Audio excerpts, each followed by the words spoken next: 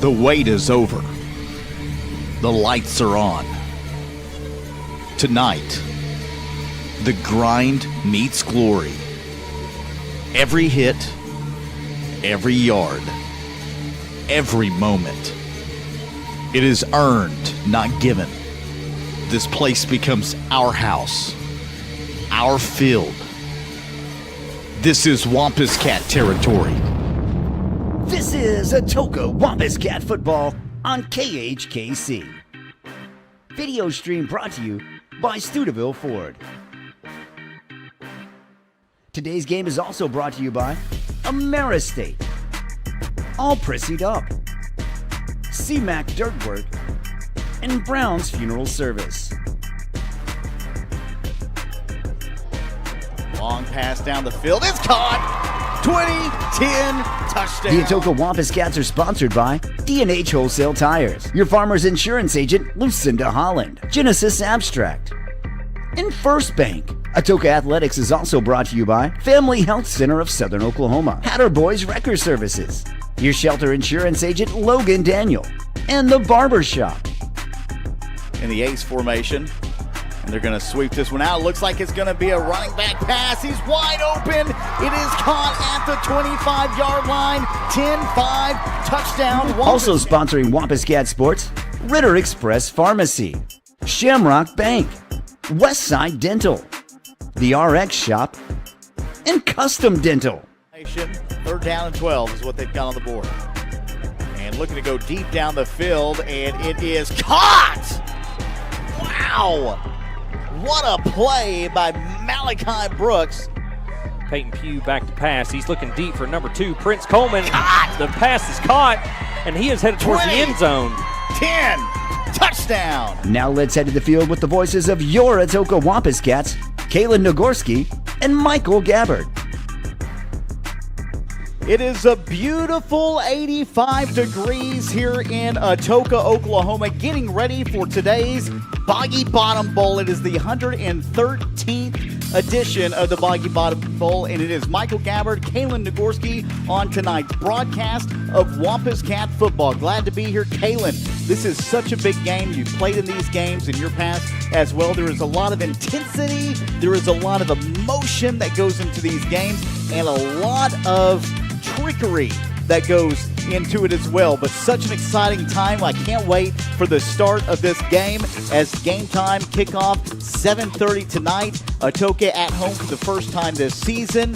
We are set up for beautiful football in Atoka, Oklahoma. Yeah, what a day to have the Boggy Bottom Bowl here on a beautiful day like you've already mentioned, and we are excited. This is going to be a fast, physical football game, and we are highly, highly anticipating a fantastic game here tonight. Our pregame show is brought to you by Texoma Chevy dealers. We're going to hear from our coach in just a few seconds and get the word on how his first edition of the Boggy Bottom Bowl is going. And of course, you can see on the screen right now, if you're watching live from Wampus Cats Atoka on YouTube, the trophy that changed just a few years ago.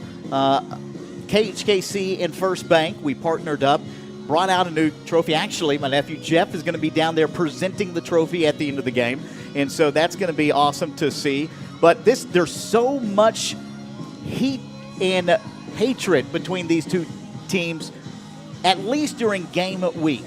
Yeah, this is the one that, as a former Wampus Cat, this is the football game you look forward to. This is a small-town kids Super Bowl, if you will. If you've waited to play football all year, this is the game that we're most excited about, the rivalry between Atoka and Coalgate. Your video presentation of tonight's game is brought to you by Steubenville Ford of Atoka. We want to thank them for their sponsorship in Wampus Cat Athletics this season. And, of course, a lot of changes tonight. There's a lot of giveaways here at the field. We've got bounce houses out in the visitor side of the stadium tonight for the kids to enjoy. A lot of fans out on the field. Atoka has shown up. Coalgate, they are packed on their side as well as people are continuously pouring in. We're still about 15 minutes away from the kickoff of tonight's game, but this is an exciting one, Kalen. As we talked about last week, you know, it was kind of a rough going in regards to offense for the Atoka Wampus Cats. they looked like they started to pick things up and move the football a little bit well with a freshman quarterback. And when we talk about that freshman quarterback, we'll hear about him in the pregame coaches show. Ryan Barton seemed like he kind of mellowed into the game late, even though the game was kind of out of factor at that moment. Yeah, and, we have some young players at some very skilled positions, and they're doing a tremendous job by picking up, the speed and that atmosphere of high school football. And, after last week's game, they've had the chance to come back, fine-tune the mistakes that they made, and they're ready to get after it. Game time once again here in Atoka. It is the Boggy Bottom Bowl. We'll talk about some of the classic matches we've had over the years during the course of the game. We'll talk about some of our players to watch in tonight's game and more. But right now, let's step aside and let's hear from our pregame coaches show on KHKC 102.1 FM. This is The Brand. Your pregame show is brought to you by Texoma Chevy Dealers. In every Chevy truck, dependability comes standard, with more dependability awards for trucks than any other brand. J.D. Power 2025. Visit jdpower.com/awards for more details. Chevy drives Texas. Together, let's drive. Welcome into the pregame coaches show on KHKC 102.1 FM, The Brand. Now, we didn't have a chance to sit down podcast style with Coach Luke Ring. However, we did get a chance to meet up in a phone call and discuss this week's game. Take a listen. Coach, this being your very first Boggy Bottom Bowl, what does this game mean to you now that you're stepping in and coaching in it for the very first time, especially considering the long history between these two teams? It's anytime you get to be a part of a long-standing rivalry, it's a really awesome experience. It's great for the kids, and it's great for the community. We try to go throughout the week business as usual, and don't put too much emphasis or too much pressure on one game. But there is that pressure, and there is an emphasis on it, and it's a really big deal to these players and to this school and this community. So it's just a really awesome thing to be a part of. We had a chance to go to the pep rally once again this year. What was that experience like for you? I mean, it was just loud in that building. It was incredibly loud. That was phenomenal. In fact, I talked to my wife Shaylee about it after, and we thought it was one of the best pep rallies we've ever been to. And I told Coach Washington right after it was over that how phenomenal I thought it was and how great the energy was. That was really refreshing to see, an entire school come together and have that much pride in who they are and that much energy for being a Wampus Cat. How high would this win be for you? It would be a huge win. I mean, for me personally in my career, it'd be my first win as a head coach, and for these players, I think it would be just huge as a springboard into the rest of our season, to go out there and fight and get a win. After how the game went last year, and I think it left a bad taste in their mouth, and I think they're ready to go out there and compete. A lot of those kids didn't know what it was like to lose to Coalgate, and then they take that loss last year, and so kind of their revenge tour a little bit, if you will. But last week we saw some hiccups there early in the game. Into the second quarter, those hiccups kind of went away. Despite the score, we saw a lot of growth in our team last week. How do you feel that's going to transition into this week against Coalgate? Yeah, you can always expect when a freshman quarterback, any quarterback in their first start, but especially a freshman quarterback, you're going to have a lot of emotion, a lot of energy, and be very amped up and nervous, about being in that situation. Ryan got better with every drive that we had, and you could kind of see him, like you said, settle into the game and settle into doing his job. and he's had a great week of practice. In fact, yesterday I told him I thought it was his best practice that he's had since I've been here. Just really taking command of the offense and getting guys where they're supposed to be and operating with a lot of urgency and tempo. It's been really nice to see his growth in such a short time. Now, taking a look at Coalgate, what do we expect to see from them defensively this week? Well, they're very very aggressive. They play really hard. They play a base 4-2-5 scheme, and they do a good job of trying to put an offense in a bind and keep pressure on you. So we're going to have to make sure that we're honed in on our responsibilities, especially on the offensive line, picking up the different stunts that they do, whether we're in a running or passing situation. So again, those guys are just going to have to really be locked in to doing their job, because it's going to be a big challenge. A lot of last week's games won in the trenches. Do we expect to see kind of the same thing out of Coalgate? What is that going to look down low with those big boys up front? They are good up front. I don't know that they're necessarily as big as Ringling, but they bring the same level of physicality. So we're going to have to do a really good job in combating that and matching that physicality in order to be successful. So last week we saw the offense playbook kind of open up a little bit more in the second half as people got comfortable in the game.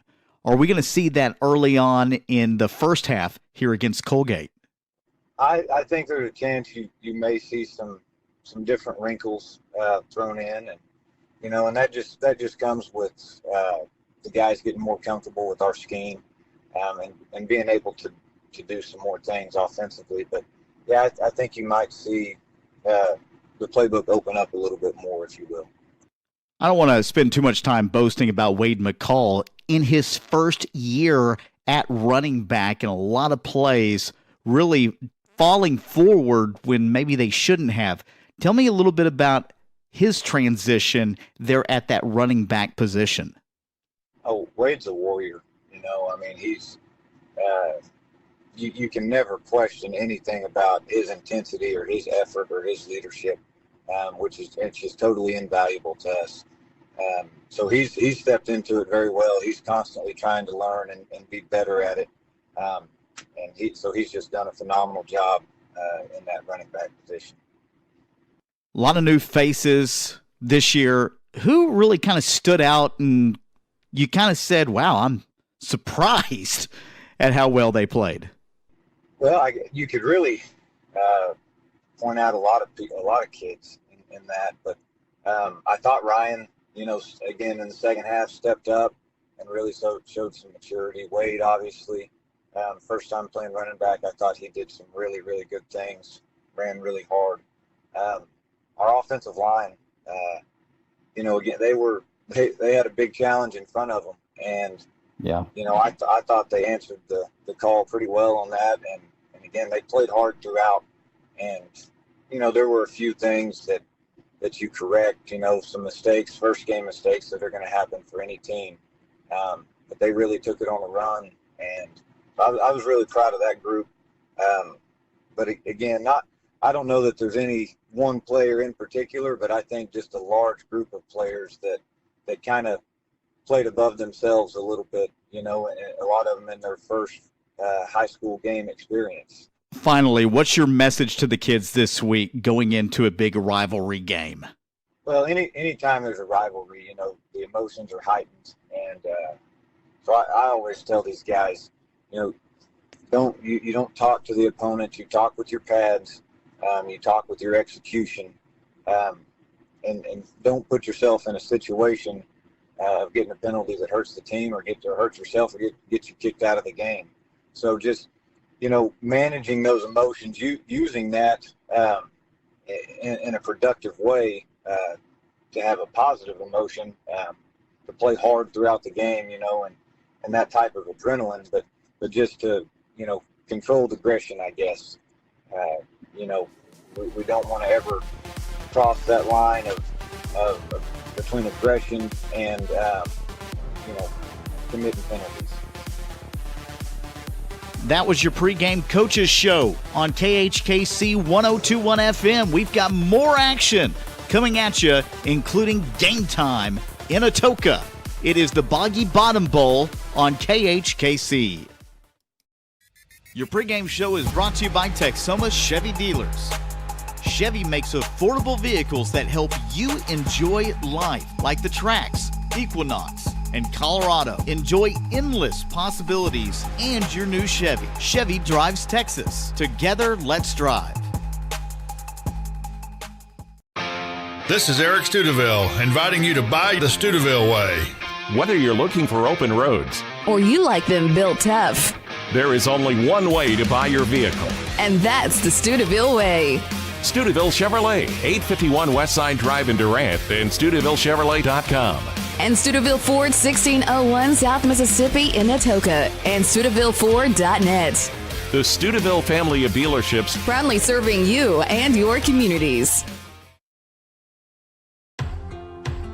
In a world full of possibilities and firsts, you need neighbors in your corner, experts who have your back, and a cheering section to keep you going. That's why we're here. For 100 years and counting, we've been the first bank of dreaming big and the first bank of what's next. At First Bank, we believe that anything's possible, and we're here to help you believe it too. First Bank, here for possibilities. 45% of people put off buying life insurance according to industry research. Insuring yourself and your family can help you be more prepared in the event of an illness or a tragic accident. Call your local farmer's agent, Lucinda Holland, and discover coverage options you can tailor to your priorities and budget. To learn more about your coverage options, call Lucinda Holland at 580-889-3745. We are farmers. Bum, bum, bum, bum, bum, bum. Life insurance issued by Farmers New World Life Insurance Company, Bellevue, Washington. Industry research conducted by Lima, and Life Happens in 2021. Ritter Express Pharmacy in Atoka has been serving as your local hometown team. Since 1972, the Ritter family has been dedicated to your health and well-being. Now with the third generations in pharmacy school and medical school, they are continuing to strive to bring the latest in healthcare innovation to our community. They understand life is busy and have 2 convenient drive-through windows and are well known for their fast and friendly service. Ritter Express Pharmacy is very appreciative of the support of the community over the last 50 years and will continue to work hard and evolve to earn your business.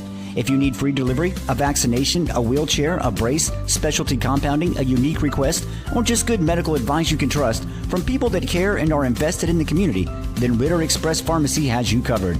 Choose Ritter Express Pharmacy. Experience the personalized care you deserve. Ritter Express Pharmacy is your trusted partner in health. Welcome back in to KHKC 1021 FM. This is The Brand. I'm Michael Gabbard, Kalen Nagorski alongside myself for the Boggy Bottom Bowl. It is the 113th edition here in Atoka. As both teams getting ready to hit the field, we've got the coin toss going on at the current moment.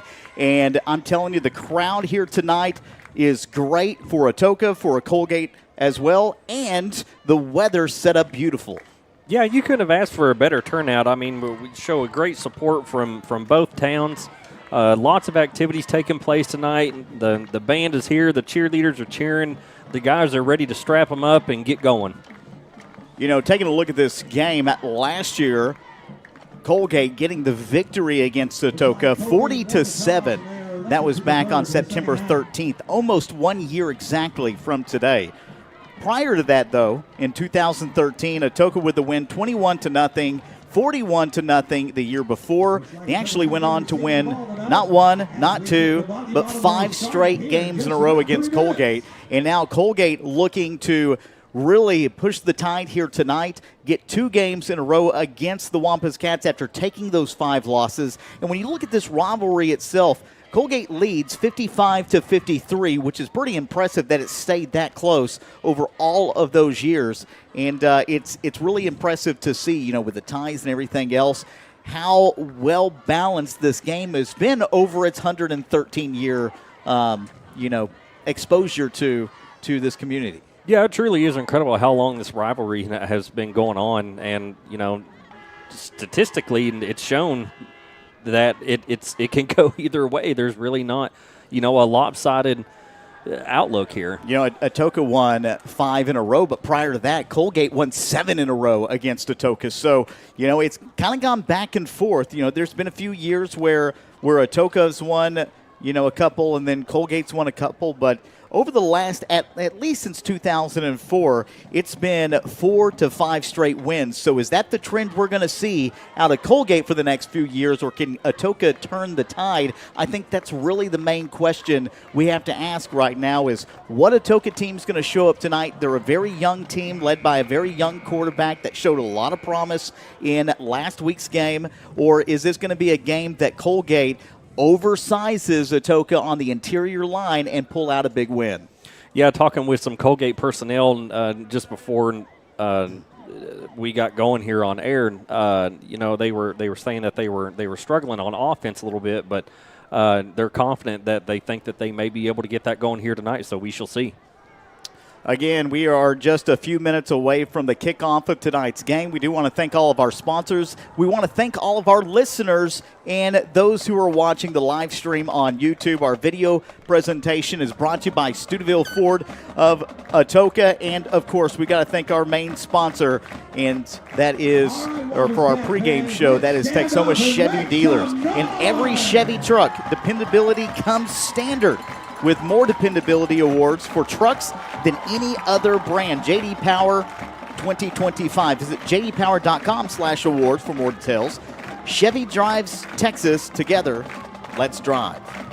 All right, there is Coalgate coming out onto the field now after the Atoka Wampus Cats have came out last week. Tough loss for the Wampus Cats. It was 42-6 was the final. We talk about that scoring drive that they had. It took them a couple of times to really get into the end zone. They didn't spend a lot of time in the red zone. I felt like Barton got a little bit comfortable there in the second half. They were able to move the ball, but the game was well out of hand at that moment. So we'll see how that works out today. But some guys you want to look out for tonight, obviously for the Atoka Wampus Cats, is Wade McCall. And when we talk about Coalgate, you've got a starting quarterback, Colby Brown, who is a junior and very, very productive, but they're going to try to get the ball into Bryson Stowe. Look out for number 4 for the Coalgate Wildcats, and Travis Grant, number 2, a sophomore. He plays a little bit of just everything, and those are 2 players that you really want to look out for. On the defensive side of the ball, Easton Loudermilk has just been kind of a madman at the start of this season, so we'll see if he can continue that stretch of great defense coming up here in tonight's game of the 113th Boggy Bottom Bowl, as we are getting ready for kickoff right now, Kalen. I'm excited about this one. I'm excited as well, Mike. I got goosebumps. We're ready to do this. 12 minutes on the clock.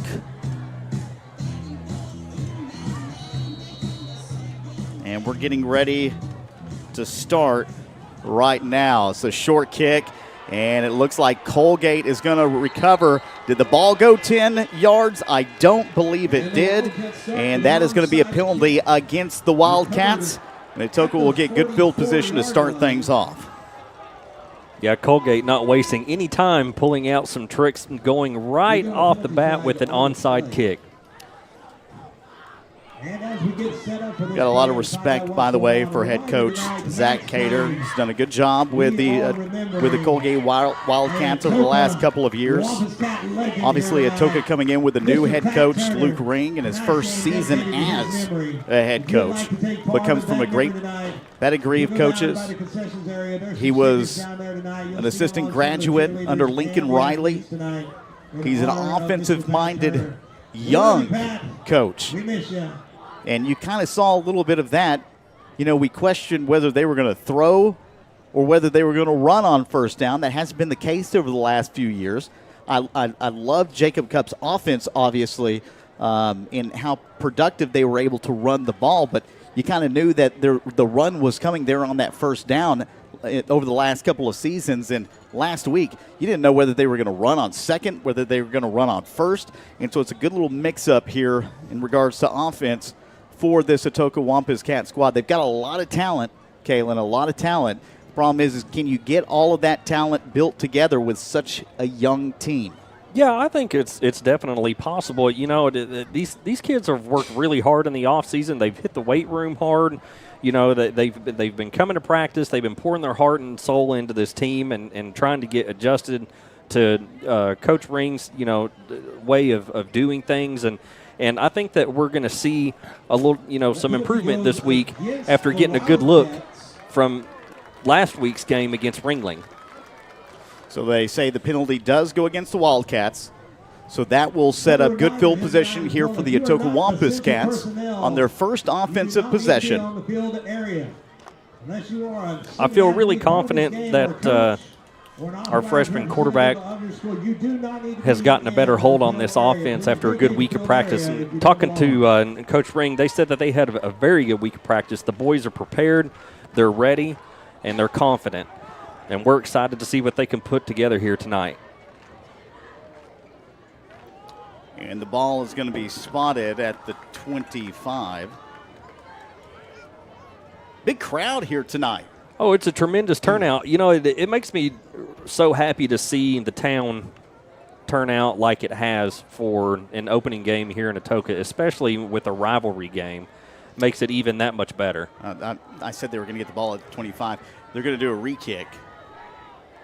And the penalty is going to.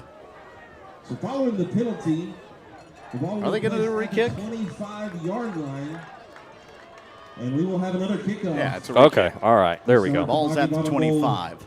Here in 2025. So Atoka's going to have a great chance again here at good field position. And again, I expressed this last week. Atoka has brought back the gold into the uniforms for the last 7 seasons. It's been maroon and black, and the gold finally coming back. I was excited to see that this year as they've got it on the jerseys. White numbers, gold trim, short kick, caught at the 40-yard line, up to the 50, spins around, breaks one, and downed at the 45. And so great field position in Coalgate territory, and Atoka will start off with their first offensive possession with great field position. Yeah, Brody Kenner did a great job receiving that kickoff and trying to pick up positive yardage to put the Wampus Cats in good offensive territory for their first possession here in this game. Penalty flag on the play. The sideline warning against the Wampus Cats. And there's that penalty, the sideline warning against the Wampus Cats. So I'm sure we'll see a couple from each side here tonight. You know, I was out late last night getting Chili's, and a bunch of Coalgate players were at Chili's actually after their bonfire, and causing a little bit of a ruckus in a good way, not in a bad way, but it was just fun to kind of banter with them a little bit. Here is the shotgun formation for the Wampus Cats. You've got 2 set out wide with a man in motion, and they're going to hand this one off to McCall up the middle, bounces, hits about the 40, and picks up close to 5 yards on the first offensive play of this game. Yeah, there he is, Mr. Wade McCall. You can always count on Wade to put his head down and pick up positive yards. He does a really good job of running the football for the Wampus Cats. Plays that tailback position very well. Good, hard runner. Very talented young man. We have another shotgun. Handoff. McCall caught in the backfield, and I'm not going to lie to you, Kalen. That's the first time I've seen him really drugged down in the back, and that time was number 5, Kyler Woods, making the initial contact. Well, this is something that we talked about, was this battle was going to be won here in the trenches, and Atoka's offensive line is really going to have to dig their heels in because Coalgate came to play. I can assure you of that. So we're going to have 3rd down and 6. As Barton in the shotgun, no running back in the backfield, 5 wide, and in the back, the pressure, the sack, and Coalgate falls on the football at the 34-yard line. Making the initial tackle, it looked once again like that might have been Laddermilk. And Coalgate comes away with the football once again. And so just like that, turnover, Coalgate with great field position going the opposite direction. Yeah, in a game of this magnitude, turnovers are really going to play a big key part in this. So, Atoka's really going to have to mind their P's and Q's as to how they're operating on offense. So Coalgate will start with the ball near the 35. And a minute 30 taken off the clock. And now run right side, and they'll pick up a couple of yards. That time was the running back, Bryson Stowe. He's really kind of the do-it-all. They'll run him at wide receiver, at running back. He plays safety, linebacker. I mean, they utilize him in a lot of different areas. That's the guy that Coalgate's going to want to get the ball into their hands so they can create plays, positive plays. And he is a guy, once again, kind of like we see with McCall, that falls forward. Here's the handoff.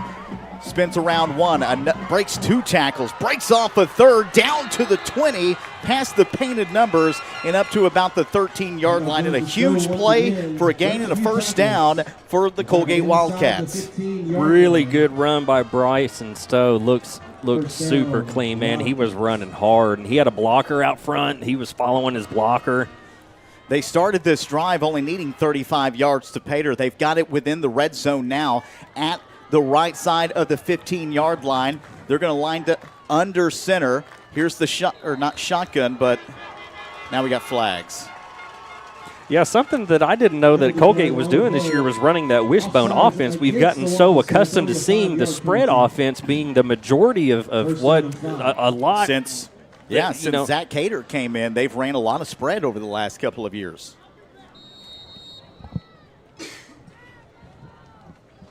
And I'm sure this is by design. I talked to Cody, their broadcaster, and he said they still run a lot of spread, but they have lined up just to get the ball into their playmakers' hands. And that is going to be a quarterback keep, enough for the first down. And they are inside the 5-yard line, and now more flags out on the field, and I think that one might go against the Wampus Cats. Yeah, I saw a little bit of pushing and shoving out there, so there could very well be a personal foul on that one. We do have a penalty flag on the play. It's the Boggy Bottom ball. Against the Wildcats. Oh, they gave it against the Wildcats. Did you see the power of the offensive line of Coalgate as they pushed through on that last play? Well, we knew that was probably going to be the case. I mean, Coalgate's got a lot of size there on the front. And we saw last week Atoka get pushed around a little bit by, and listen, Ringling, they're a huge team for an A-class squad. Obviously, they went to the quarterfinals in their class last season and reload every single year. But this Coalgate squad isn't much smaller than what we saw against Ringling. No, talking to Coalgate personnel, they said that their strength and conditioning coach is really doing a great job. First down, 19, and then we've got a handoff caught in the backfield. Making the initial contact for the Wampus Cats was Chris Finley, and he was met with 3 other Wampus Cats, as that is going to be a loss on the play, and it should bring up second down and 21. Chris Finley making a big play on defense in the backfield. Looking good. Again, we've got that Wildcat formation, or not Wildcat. We got the wishbone formation out. And it's going to be a quarterback keeper. They're just going to try to pound in for some yardage to get back inside the red zone. And it's going to bring up a third down and long situation here for Coalgate. And I'm sure you're going to see a passing play here, at least you would think. Yeah, I think right now with where they're at field position wise, with a 3rd and 8, excuse me. You know, it wouldn't surprise me a bit. Well, I guess it is third day. They haven't changed that. So here's the shotgun. 3 set left. In the backfield. Caught, brought down. That time, Case Shores made the initial contact with a little bit of help there from the left side. Caught in the backfield, and now it's 4th down. You know, these are the kind of momentum swings that we talked about last week in Ringling that the Wampus Cats really need to establish is some of these, not necessarily breakout plays, but momentum shifting plays. We talked about Case Shores making the initial contact. Finley, that's twice now on this possession defensively where he's been in the backfield and created havoc against this Coalgate offense. Now we've got a shotgun. It's 4th down. They've got to make a play here, and they have a ball wide open towards the sideline, and that was at the painted numbers of the 10, but overthrown, and that is going to be a turnover for the Coalgate Wildcats, and Atoka will set up at about the 19-yard line. Yeah, Kobe Brown was looking to hit his receiver Davis Grant there on an up and out route there, kind of like a corner, trying to hit him in that back corner and just overthrew him just slightly. So 7 plays, and Coalgate not able to put points on the board. They elect to go for the 4-point or for the fourth down instead of the field goal. No points generated, and Atoka will actually start off closer to the 20-yard line as we've got 6:58 still remaining here in the first quarter of action of the Boggy Bottom Bowl. And both of these two teams fighting for that trophy for bragging rights. Handoff, and McCall again bouncing off. He's just swiping people off like it's a cell phone. Gets down to the 29-yard line, and that is going to be close for the first down as Atoka will be set up with a 2nd and short. Oh, no, did they give it to him? They did give it to him. They did. They're moving the chains. That's a Wampus Cat first down. I didn't think he had necessarily got it. I thought he was still a yard short, but I guess they gave him a good spot. I think Wade's trying to send a message early in this game to let them know that we're here to play.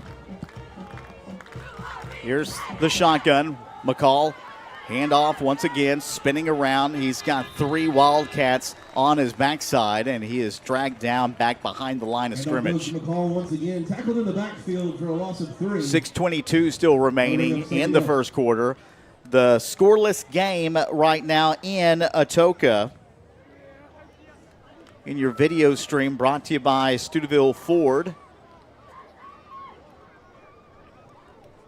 And so far, Caitlin, we've seen physical defense from both sides. Obviously from Coalgate in the first 2 plays as Atoka's trying to get their offense moving. They're looking to do that through McCall here early on, and it's a direct snap into McCall. He pushes off of a couple. There's just nothing up the middle on that offensive line right now, and you wonder how they're going to try to get these playmakers involved and get them into space because that line seems like it's closing up pretty early.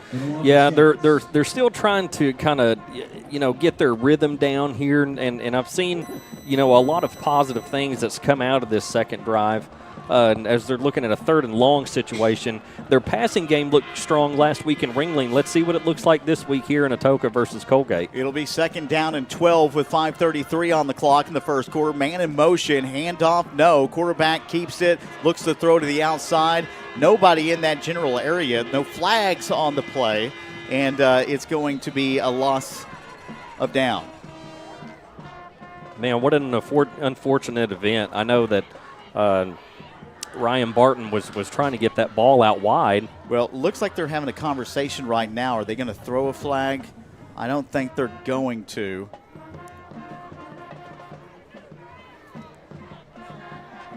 And the ball started laterally out of bounds. Yeah, it was a lateral throw. So the ball is going to be spotted where it went out of bounds. I thought it might have been forward. You can't really tell from this angle where we're at in the press box, but it was backwards. So with that, it is a loss on the play. So here is the 4th down and 20. The punt is blocked. Picked up by the Wampus Cats. It's not going to matter because Coalgate's going to get it at the 10-yard line. The punt is blocked, recovered by the Wampus Cats at the 11-yard line. Yeah, there was a Wildcat that broke free there on the left side of the line and made his way into the backfield, and Atoka wasn't able to pick him up, which is going to set Coalgate up for some tremendous field position. My goodness, they're sitting at the 11-yard line in the red zone with 1st and 10. Yeah, and we saw the Wampus Cats were able to stop them in the red zone on their last offensive possession. The question is, can they continue to do that? Field position has really played a factor here early on in this game. We're only into the first quarter right now. Points still not on the board. A handoff left side. Stowe will walk in for the touchdown. It was an 11-yard run, and number 4, the running back Bryson Stowe, puts up his first points in the game and his first scoring touchdown. That's one young man that they were looking to get into this football game early was Bryson Stowe, and sure enough, he walked in for 6 for the Coalgate Wildcats. One play and an 11-yard rush by Stowe. And here is the extra point, and they say it's good. So 7-0, we'll have the update on the scoreboard when we return here on KHKC 102.1 FM. It is Wampus Cat football. Genesis Abstract and Title is dedicated to doing things right while providing a positive customer experience. At Genesis Abstract, they use advanced technology such as fully automated records to expedite the process and avoid delays. Their friendly professionals are ready to serve you and will take care of every detail to make your buying and selling process an easy one. Genesis Abstract, open Monday through Friday, 8 to 5 at 410 East Court Street in Atoka. Your source for quality abstracts, title insurance, and excellent closing solutions. Need your lane cleared, leveled, or loaded up? Call CMAC Dirtwork Gravel Trucking and Land Management. They haul gravel, sand, filled dirt, fast and reliable, from dozer work to track hoeing and skid steer services. They've got the heavy equipment and know how to get the job done right. Call 239-2026 today. That's 239-2026. CMAC Dirtwork, digging in so you don't have to. CMAX is a proud sponsor of Atoka Wampus Cat Athletics. It is the Boggy Bottom Bowl on KHKC 102.1 FM. And we are fighting for that glorious trophy you see on your screen as the kick after the touchdown goes out of bounds. Flags on the play, and Atoka will get the football back with good field position. Obviously, field position was a big key factor the last couple of drives for the Coalgate Wildcats. Atoka kind of kicking themselves in the foot on the, if you will, in regards to field position. And Coalgate, one play, an 11-yard rush there by Bryson Stowe, and go up 7-0 here early on in the first quarter. Yeah, the penetration that the Wildcats are getting through Atoka's offensive line right now is it's troubling. But we're looking to make big improvement. We'll see if they can turn things around here offensively, as you'll have McCall back in the backfield along with Ryan Barton. Two wide receivers set to the left, two to the right. Ball down the middle of the field, spotted at the 35. Here's the shotgun, looking to run the screen to the left side towards the painted numbers of the 40, and the ball comes out, and it is caught, thankfully, by Connor Ritchie. And Atoka will still maintain possession of the ball. It's positive yardage, but you don't like seeing that ball come out. My goodness, Connor Ritchie, he couldn't have been at a better spot at a better time. Able to keep possession for the Wampus Cats as they gain positive yards. 6 yards on the play. I mean, you'll take what you can get, I guess, but you want to hold on to the football, and I'm sure they'll try to clean those things up. But you do have shotgun formation, three wide, set to the right. Ball spotted to the left side of the field near the painted numbers of the 40-yard line. And you'll have Ryan Barton sitting there, the snap, handoff. McCall caught in the backfield, nowhere to go, and falls at the 40. So a loss of one on the play. Again, tackled at the 40-yard line. And that'll bring up 3rd down and 5 for the Wampus Cats. And from what we've seen so far, Kalen, they have tried to go up the middle through that A gap a couple of times. They've reached themselves into the B gap, and now they're trying to cut outside some of those off tackle runs. And that line just penetrating very well right now. This is a great-looking play right here. And the pitch catch enough for the first down. And that is caught by Connor Ritchie, which, by the way, I want to say he is a good-looking freshman here for the Atoka Wampus Cats. Well, that's really one of the big positive things that Atoka's got going for him, is that they have a lot of starting freshmen on this roster. And if these guys stay together and put in the work, you're looking at one heck of a football team here in the next year or two. I agree. I mean, when we talk about playing time. And this year. I mean, you talk about you can be a senior if you've never started in a high school or a college game. There's an experience factor, and being able to start as a freshman, and I'll say this myself as in playing baseball, starting as a freshman, that first year is scary for a freshman. When you start getting into that junior and that senior year, you're a lot more comfortable. You have a lot more command of the offense. And here's the shotgun. And it's a keeper, and that's going to be McCall at the quarterback position. And he cuts upfield for about 14 yards on the gain, and that's enough for a Wampus Cat first down. Well, there's something, a new look that we haven't seen yet this year. And the no huddle, it didn't give Coalgate a chance to really get set and figure out that McCall was at the quarterback position, and he takes off for a nice run. And now back is Barton at that quarterback spot. McCall in the backfield with him. 2 wide receivers set right. Handoff up the middle, and actually they're going to cut C-gap, and McCall is just dragging Coalgate defenders past the first down yard. What an offensive display that McCall is showing here on this drive, the will and the passion, and he has got Atoka all the way to the 30-yard line in Coalgate territory. Yeah, you know, the leadership that Wade McCall brings to this football team is irreplaceable. I mean, I can't say enough good things about him. Shotgun once again, handoff, McCall, the workhorse, brought down, and he's trying to go off tackle, cuts up for a couple of positive yardage, but he's hit immediately at that line of scrimmage. Yeah, and that was one note that I was going to make was, you know, I've been critiquing the offensive line of Atoka, but, you know, when your tailback is picking up 6-10 yards a pop, you don't have anything to complain about. Can't really complain about that, yeah. So it is 2nd down and 9 with 1:56 remaining. Looking to throw, and it is caught up to the 20. Passes 2 defenders, drags a couple past the 9-yard line down to the 8, and the catch wasn't initially caught, and it was tipped into the hands of, is that number 9? I don't even have 9 on my roster. I don't either. I was going to give him all the praise in the world, and I don't have the young man's name on the roster. What an incredible catch, though. My goodness. Okay, that's what I thought it was, Jaden Keaton. Jaden Keaton.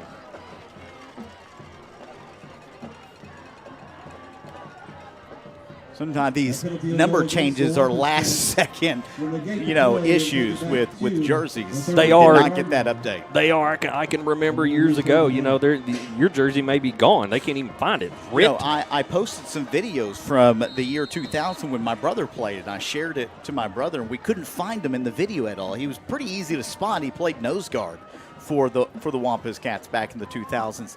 But he had changed his number last second during that game. He was 62 usually, and he was wearing 61 in that game, but it took us 5-10 minutes to find it.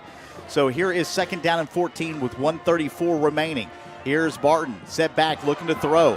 Pressure's coming, rolls out right, nowhere to go, and that's one of those freshman things. When you see the pressure coming, you want to get rid of the football and not take that negative yardage. Yeah, that's one thing that they're going to have to look at on film because, Ryan got swallowed up by one of their biggest linemen that they've got, and that is a lot coming down on a young man. Well, again, and this is something that Luke Ring had talked about in the first matchup, about you're going to have those hiccups with the freshman quarterback. Those are going to be learning tools that he's going to have as the season progresses. He'll learn those things to throw those balls away in those situations. We've got a 3rd and 19 with under a minute remaining. Shotgun, 5 wide set out. 2 set to the right. Man in motion right now is Connor Ritchie, and they're looking to throw, and the ball is tipped and caught. He catches his own pass. Barton down at the 40 before being dragged backwards, and that is going to bring up 4th down with 30 seconds. Tipped and caught by quarterback number 18, Ryan Barton. Man, Ryan Barton is laying it all out there on the field tonight. Now, the question that remains, do you try to go for the punt here, or do you try to go for the 4th down? I don't think you do in a 4th and 19 situation. Too long. I think you punt this away, Kalen. Yeah, why not pull a rabbit out of the hat? Why don't we've got tricks up our sleeves as well. Well, we're not going to find out anything in this quarter. We're going to step aside for the 2nd quarter. Hear a word from a couple of our local sponsors. This is KHKC 102.1 FM. We got more football coming up. It is the Boggy Bottom Bowl in Atoka, Oklahoma. Stick around as it is still game time here in Atoka. We all plan to be on time, but fender benders, damaged windshields, and slick roads quickly disrupt those plans. At Shelter Insurance, our agents help design personal protection plans that work for you and help keep you on track. Shelter Insurance. We're your shield. We're your shelter. Find the award-winning service you need with Logan Daniel in Atoka. A community bank is far more than just a bank that offers the services such as online and mobile banking, mobile deposit, and loans that fit your needs. A community bank invests in the community it serves. Your phone call will be answered by local people you already know and will make you feel welcome by greeting you as you enter the lobby. At Shamrock Bank, we effectively combine convenient banking technology with people you know and trust. It really is the people that make the difference. At Shamrock Bank, you are more than a customer, and we are more than a bank. Shamrock Bank, member FDIC. Welcome back into KHKC 102.1 FM. Oh, what do we got here? We got a shot of all the kids on the bounce houses here as Bounce-A-Palooza has brought out the bounce houses for tonight's games and the kiddos as we get back into action. And here's the play. We can take it off that. As we get back to play.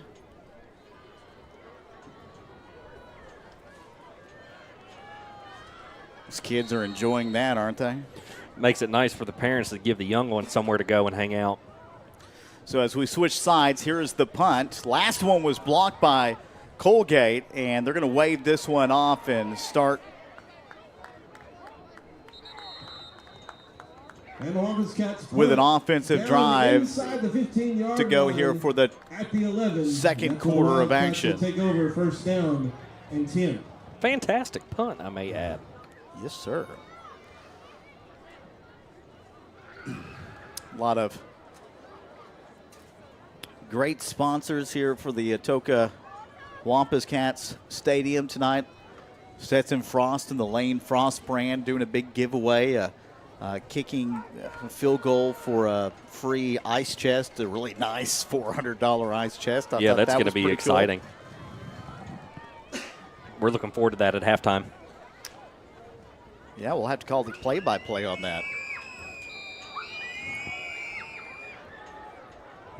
Just starting, and we're going to have this ball at the 11. Handoff up the middle, and he's met at the line of scrimmage and brought down. Coalgate on top, 7-0. Atoka's had a few opportunities, and right now trailing by 7. Major improvement, though, from last week. Though, you know, the great things that we're seeing here on defense from the Wampus Cats of holding Coalgate to only 7 points as we come back to play with another run up the middle, short yardage pickup of only 2. Handoff goes up the middle once again.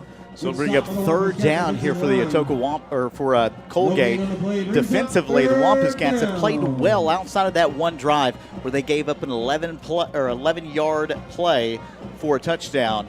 That's really the biggest play we've seen out of Coalgate here in this game, and of course it generated points. Yeah, the Wampus Cat defense is doing a tremendous job this evening. So third down and 8 with 10:35 still to go here in the first half of action. Shotgun formation with the ball spotted at the 11-yard line.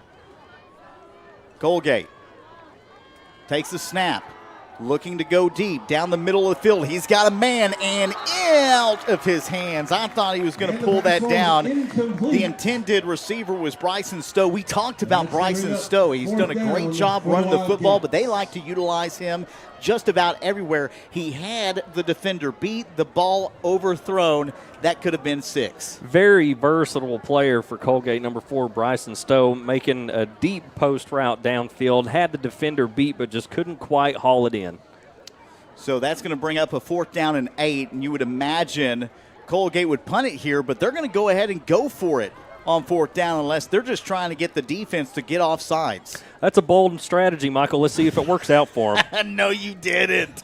You didn't. They are going to punt, and here is the punt. It is a high kick, and it is taking a bounce towards the 49, takes a Coalgate-friendly roll, and is down at the 41. And that's where the Atoka Wampus Cats will take over with 10:06 remaining here in the second half. Kaylin, what does Atoka need to do to generate points here tonight? I really think that we should open up our passing game. You know, we stuck to the running game there last week in Ringling, and we kind of struggled with the running game a little bit, but as soon as we started breaking out the passing game, you know, we've got young talent on the outside that has great pair of hands.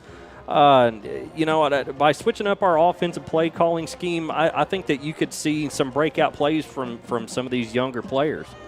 By the way, stick around for the halftime show brought to you by Lucinda Holland, farmer's agent. She is a farmer's agent serving our community. She's always just a phone call away at 580-889-3347. And man, how about that punt by Coalgate, huh? My goodness. I'm telling you, man. I'm telling you, it was a great punt. Took a great roll for the Wildcats. And they've got the lead right now. And the way this game has gone, 7 points, kind of like what we saw last week against Ringling. It was 14-0, but that game felt like it could have been 28-0 at one time. Atoka making some great defensive plays when it mattered. Can the offense stay on the field long enough to get that defensive break? Yeah, very big improvement from last week to this week on both sides of the ball. I was about to say, thanks to the analysis on that. Shotgun looking to throw. Beautiful pass up the middle. Caught at the 43-yard line. And again, we're calling out the name of Connor Ritchie, who's really stepped up. Seeing some resemblance of his older brother. That's what I'm talking about here, Michael. The passing game with the receiving core that we have this year, and I really feel that this may be one of their big weapons. And it was a great throw that time by the freshman quarterback, Ryan Barton. And he'll step up in the shotgun formation as no huddle. And McCall takes it left side, bounces off of one, high steps another, down to the 45-yard line. What a run by McCall as Atoka moves the chains into Coalgate territory. Just tremendous running effort on Wade McCall. Wade has done such a great job in this game tonight. It seems like on almost every single play, he's a guy who's falling forward. He has taken those little opportunities and turned them into big chunk yards, getting into the secondary of the defense of Coalgate. And they're going to look to pass once again. Caught up to the 40, down to the 35, down to the 31, and another big passing catch. That time again, we're calling his name a lot tonight, Connor Ritchie. Connor Ritchie is on one tonight. And the awareness that time of Ryan Barton, that's one of those check down plays that you see called from the sidelines early. You take a look at the defense, you see the opening, and then you check that down, and you know exactly where you're going to throw that ball prior to the snap. And here is the run once again, and positive yardage. Picks up a couple, and that's going to bring up second down with 9:07 still to go here in the first half. Yeah, Atoka really looking sharp here on offense, moving the chains, spreading the ball out, both sides of the field, just doing a really great job. Coach Ring and his assistants. I want to give a shout out to my buddy Timmy watching the game here tonight. Timmy. Shotgun. Looking to go deep once again. Left side of the field. Has a man. The ball is underthrown. And going up for that was Javen Keaton once again. Unable to make a catch. Obviously, the ball just a little bit underthrown, but it is going to bring up third down. Well, he was matched up one-on-one with number 24, Cato Pebworth, the Coalgate Wildcats. And as you already stated, that ball was just a little bit underthrown.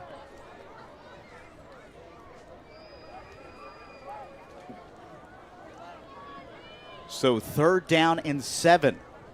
Ball at the 29. Handoff up the middle. Chunk yardage once again there from McCall out of the backfield. Passes the 25-yard line. I think they're going to spot this truly at the 24. Puts Atoka in a great position to go for it on 4th and 3. Well, in this position right now, and the way this game has gone in regards to field position, you have to go for it right here. I see things on offense starting to click a little bit here tonight. Yeah, Ryan has really come into his own, and the question is, I think that win against the Atoka Wampus Cats, and it did. Those are the types of plays in this situation where it's 4th down and just a couple, and now it's 4th down and 8, and you have to rethink your whole strategy here on 4th down. And it always seems as if it comes at the worst possible time. But you know what? We all make mistakes. And they're going to spot this at the 30. So it will be 4th down and 8. Atoka looks like they are going to go for it with 7:35 on the play clock. Shotgun for Barton, looking to throw. And they're going to roll this one out. They get it to McCall. 2 men in the backfield for the defense. And McCall unable to get into the chains, as that's going to be a turnover on downs. Yeah, Wade lowering his head, trying his hardest to try and pick up that 4th down, but just a little bit shy. I mean, he was right there next to the chains. He made a great effort. He dove to the sidelines to try to pick up that 1st down. You could see the arms outstretched. Just unfortunately came up about a yard shy from that 1st down marker. However, with that being said, Coalgate is going to get the football back. That's one of those situations where you're okay with the turnover on downs because you're not giving up just tremendously great field position for the Coalgate Wildcats. No, not at all. I mean, they've got 1st and 10 on the, 24-yard line? And we have a stoppage. I believe Atoka is going to take a timeout here. We'll step aside for a timeout as well. It is the Boggy Bottom Bowl, the 113th edition here on KHKC 102.1 FM. We'll be right back. Our score 7-0 with 7:25 remaining. This is Eric Studeville inviting you to buy the Studeville way. Whether you're looking for open roads or you like them built tough, there is only one way to buy your vehicle. And that's the Studeville way. Studeville Chevrolet, 851 Westside Drive in Durant, and StudevilleChevrolet.com. And Studeville Ford, 1601 South Mississippi in Atoka, and StudevilleFord.net. The Studeville family of dealerships, proudly serving you and your communities. I can't believe how much business we're getting with the new sign we put up front. Game days are awesome. What's better than a lifelike sign of your favorite player? Wow, those decals on your ride are sweet. Where'd you get them? These are conversations you could be having when you choose Black Hawk Signs. Signs, banner service, screen printing, embroidery, decals, all at a price you can't dismiss. Professional or just because. Black Hawk Signs, a proud supporter of Atoka Athletics. Welcome back to Atoka Wampus Cat Stadium as it's 1st and 10 here for the Coalgate Wildcats as number 11 Kobe Brown, the junior quarterback, on a quarterback run, picking up roughly 7 yards there on the carry. Yeah, and that's the first quarterback run we've seen out of Colby Brown. I mean, the workload has really been Bryson Stowe so far for the Wildcats. Yeah, you know, Coalgate has so many versatile players that they can kind of change their scheme so quickly. You know, stoppage here. It is 2nd down and 2. 7:20 remaining in the first half of this game, and Coalgate on top, 7-0. As nice pass out to the flats, caught at the 40, has space, makes a move down to the 30, to the 20. No one's going to catch him, and that is another Coalgate touchdown on Wampus Cat. Beautiful field, obviously. Not a beautiful play defensively if you're a Wampus Cat. No, they had some miscommunication, I believe, there on the outside, which allowed Bryson Stowe to break free on that long post route, and Coalgate posting another 6 points up on the board here with 7:03 to play in the second quarter. We talked about Stowe and how they like to move him around in the offense and hide him in some of these schemes and get him into space. That time, a perfect opportunity. Made a great play, got past 2 defenders, and that was a huge chunk there for a touchdown, and the Wildcats go up 13-0. Here is the extra point. It is up. It is no good. The score will remain 13-0 as we go into a break. Still plenty of time in this game, however. 7:03 still to go. This second quarter seems like it has just gone on forever. We'll be right back. It is KHKC TV. Family Health Center of Southern Oklahoma has some exciting news. Opening this fall, the new location at 457 South Mississippi Avenue in Atoka will open. This large, modern health center will be able to provide comprehensive health care complete with an in-house discount pharmacy, serving all patients, regardless of their ability to pay. Same-day appointments available, accepting insured and non-insured patients alike. Open Monday through Thursday from 7:30 a.m. to 6 p.m. and Fridays 7:30 to 11:30 a.m. For more information, visit the current location at 1556 South Virginia Avenue. Family Health Center of Southern Oklahoma. The right team making a difference. Brown's Funeral Service in Atoka, Coalgate, Durant, and Medill are proud to be a part of the communities they serve. Since 1994, Brown's Funeral Service has proudly supported nonprofits, police and fire departments, local military members, and area schools. The staff at Brown's Funeral Service takes great pride in these endeavors because they realize it's more than being in business. It's about being a thread in the fabric of our community. Brown's Funeral Service, where service begins but never ends. Here is the kick. The Wampus Cats grab the football at the 15, cut up to the 20, past the 30, and down at the 32. Our score 13-0 as we come back from the break. The Wildcats, 2 plays, 76 yards on the passing catch, and a touchdown by Bryson Stowe. And Coalgate, again, right now, offensively, seems they can do no wrong. Especially on some of those big chunk plays. We talked about Atoka's defense really making some key stops early on. Coalgate's offense starting to heat up here late into the first half of play. Yeah, I believe.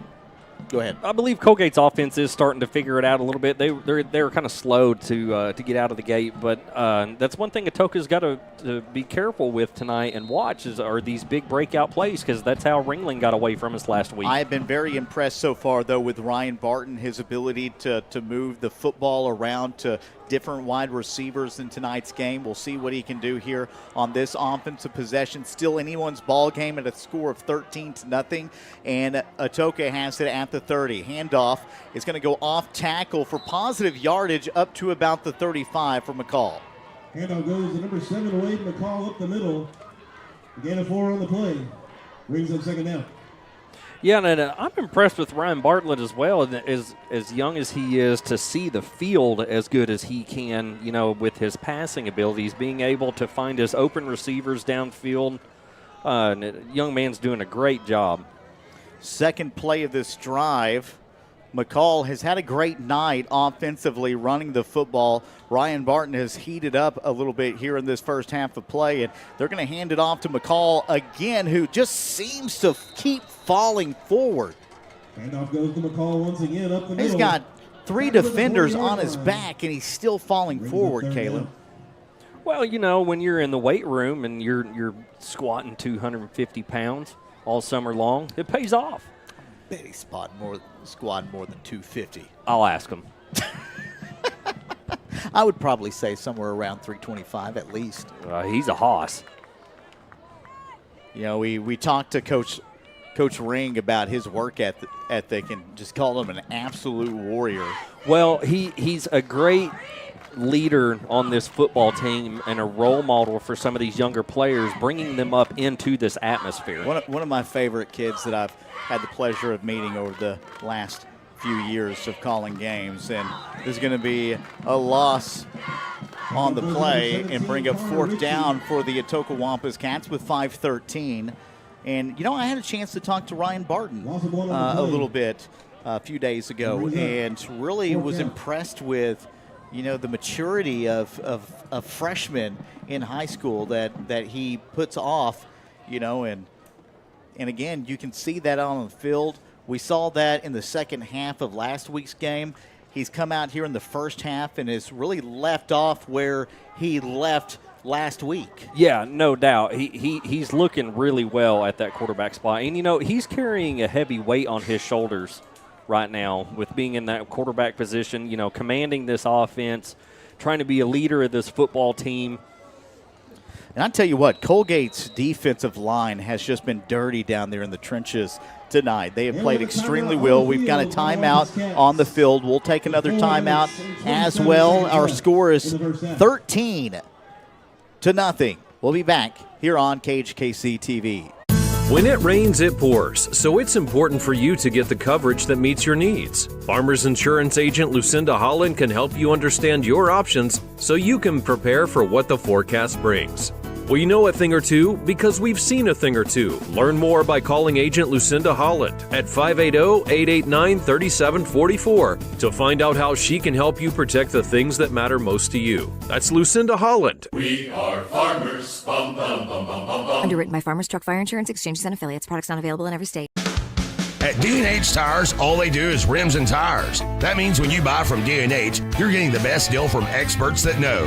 Cars, trucks, SUVs, even ag equipment. If it needs rubber to roll, then you need D&H Tires. The best deals on tires and rims in Atoka and Cole County. So hurry into D&H Tires, 309 South Mississippi in Atoka, and follow D&H Tire on Facebook for their ever-changing specials. D&H Tires, tires for everyone's budget.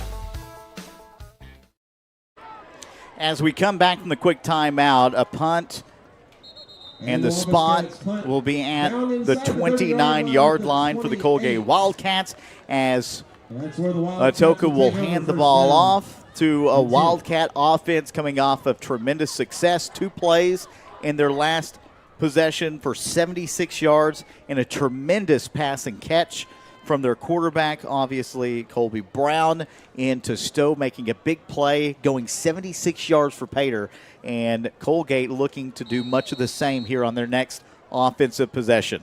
Yeah, crazy good catch, man. That was an exciting play. I feel the Wampus Cats are in a position here they're going to have to make a defensive stop. We're getting late here into the second quarter, and only 4 minutes and 16 seconds left to go into the halftime. You really want to hold Coalgate with where they're at right now. This is important. 4:16 still remaining. Ball spotted on the left side of the field near the home side, and we've got a stoppage, another timeout. We'll keep it here during the timeout. What have you seen so far out of this Coalgate offense? Outside of those 2 little plays, what have you seen Atoka be able to rupture here early on? Well, I mean, you just said it right there. Atoka's defense is playing pretty top-notch. I mean, yeah, breakout plays and they put 6 on the board. I get it. But, I mean, they've shown tremendous improvement since last week, which is really exciting. Wade McCall's been doing his thing on offense there on the tailback. In the tailback position, we've bragged about, Ryan Barton. Jaden Keaton has got his head in the game this evening.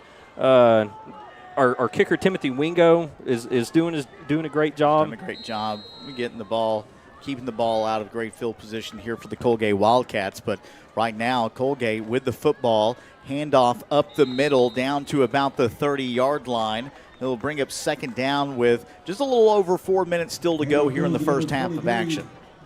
I see Coalgate's offense still slightly struggling, and I say that softly when I say struggling because they're up 13-0 right now in the second quarter. But they're changing their play calls up a little bit, trying to find their groove per se. Another handoff and big chunk play again up to the 50, to the 40, down the sidelines and out of bounds near the 33-yard line. Huge run for the Wildcats. Yeah, number 2, Davis Grant, kind of making me eat my words there. Yeah, Davis Grant. That's another guy we talked about pregame that they want the ball in Davis Grant's hand. He hasn't had the football a lot here in the first half. That time getting it and making a huge chunk play that moves Coalgate into Atoka Wampus Cat territory with a 13-0 lead. Well, I wonder where Bryson Stowe is camped out at because he's been pretty quiet on this offensive drive. And I know that's one of Coalgate's key players that they try and keep involved.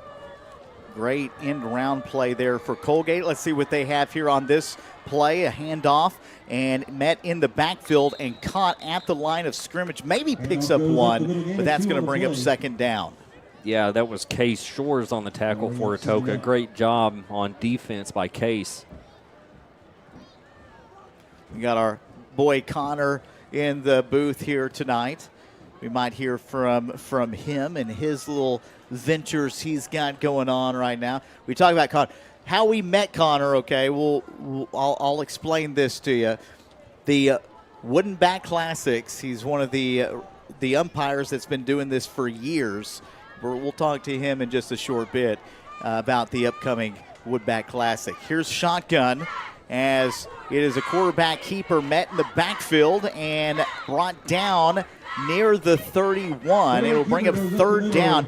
This is what we talk about. Atoka has held their own so far on that line of scrimmage. It's been those outside plays where Coalgate's gotten their playmakers in space that's really hurt them in this game so far. Yeah, it's Coalgate's bouncing it to the outside, and that's where they're picking up these large yardage pickups is on the outside. Atoka's defense is playing great. Again, you give up chunk plays like that, and you're only down 13-0 with 2:14 remaining here in the first half. It's anyone's ball game. Setting back, looking to throw deep. It is short and caught in for a touchdown. Davis Grant once again. Two huge plays on this drive. The ball was underthrown. Grant somehow found a way to split two defenders and come down with the football for a huge touchdown that's going to put Coalgate up 6 more points. Wow, what a catch by Davis Grant. My word.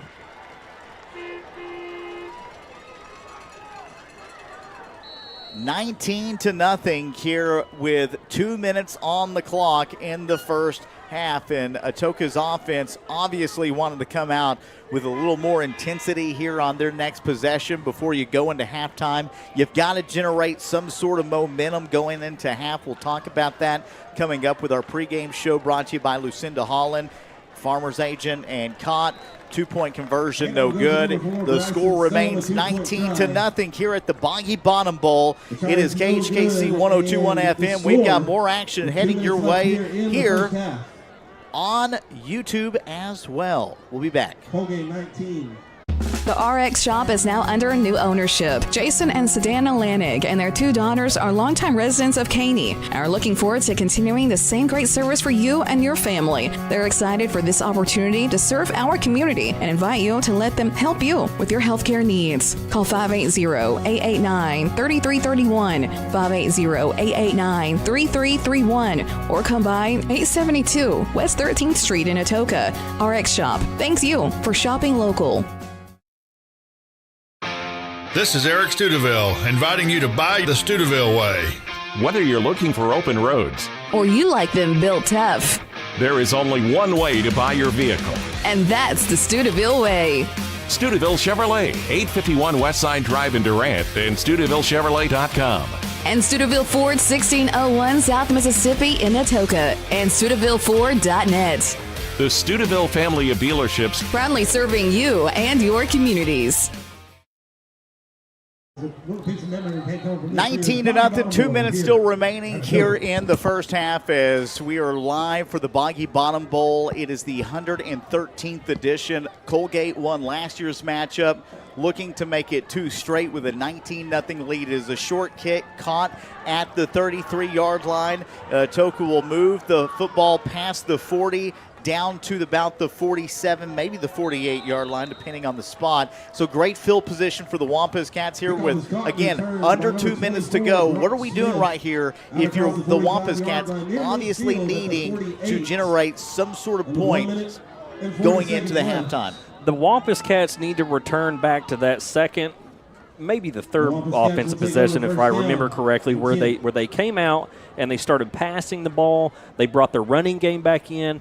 They were picking up 6-10 yards of whack I really feel that the success is in the hands of the receivers. You know, let's let some people touch the ball. Atoka hasn't really gone to that slant here in the first half very much, but they've had a lot of success out in the flats. So we'll see if they continue to look that direction. Maybe try to hit one deep here early on, see if Ryan can open up that arm here with just under 2 minutes to go. It's 1:36. The clock was actually still running, and I believe it should actually be 1:50 on the clock. They actually just changed it right now, so it is 1:51. And so instead of 1:36, it is 1:51 on the clock. So plenty of time to generate something here with the ball spotted in Atoka territory once again, but it's at the 47, so manageable field position. And they're going to get it out to McCall, right side. Kicks out towards the painted number of the 50. Down to the 40. Passes off 2. Has space. 10, 5. Touchdown. Wampus Cats. Wade McCall. 53 yards for Pater. And still 1:40 on the clock. And just like that, the Wampus Cats back in action. Yeah, how about that answer from the Atoka Wampus Cats? Wade McCall carrying it all the way into the end zone. I believe that it was a 45-yard run. 53. 53. Okay, math is hard. But nonetheless, Wade McCall out there doing his thing, looking good, putting 6 on the board for Atoka this evening. Do your thing, Chicken Wing. And the kick is up, and the kick is good. 19-7, and just like that, the Wampus Cats back in this ball game. We'll take a break. It's KHKC 102.1 FM. This is The Brand. Ameris State Bank has been serving southeastern Oklahoma and North Texas for over 100 years. All of our products and services are available both online and in person, serving you in a friendly and professional atmosphere. At Ameris State Bank, you're more than a customer. You're a neighbor and a friend.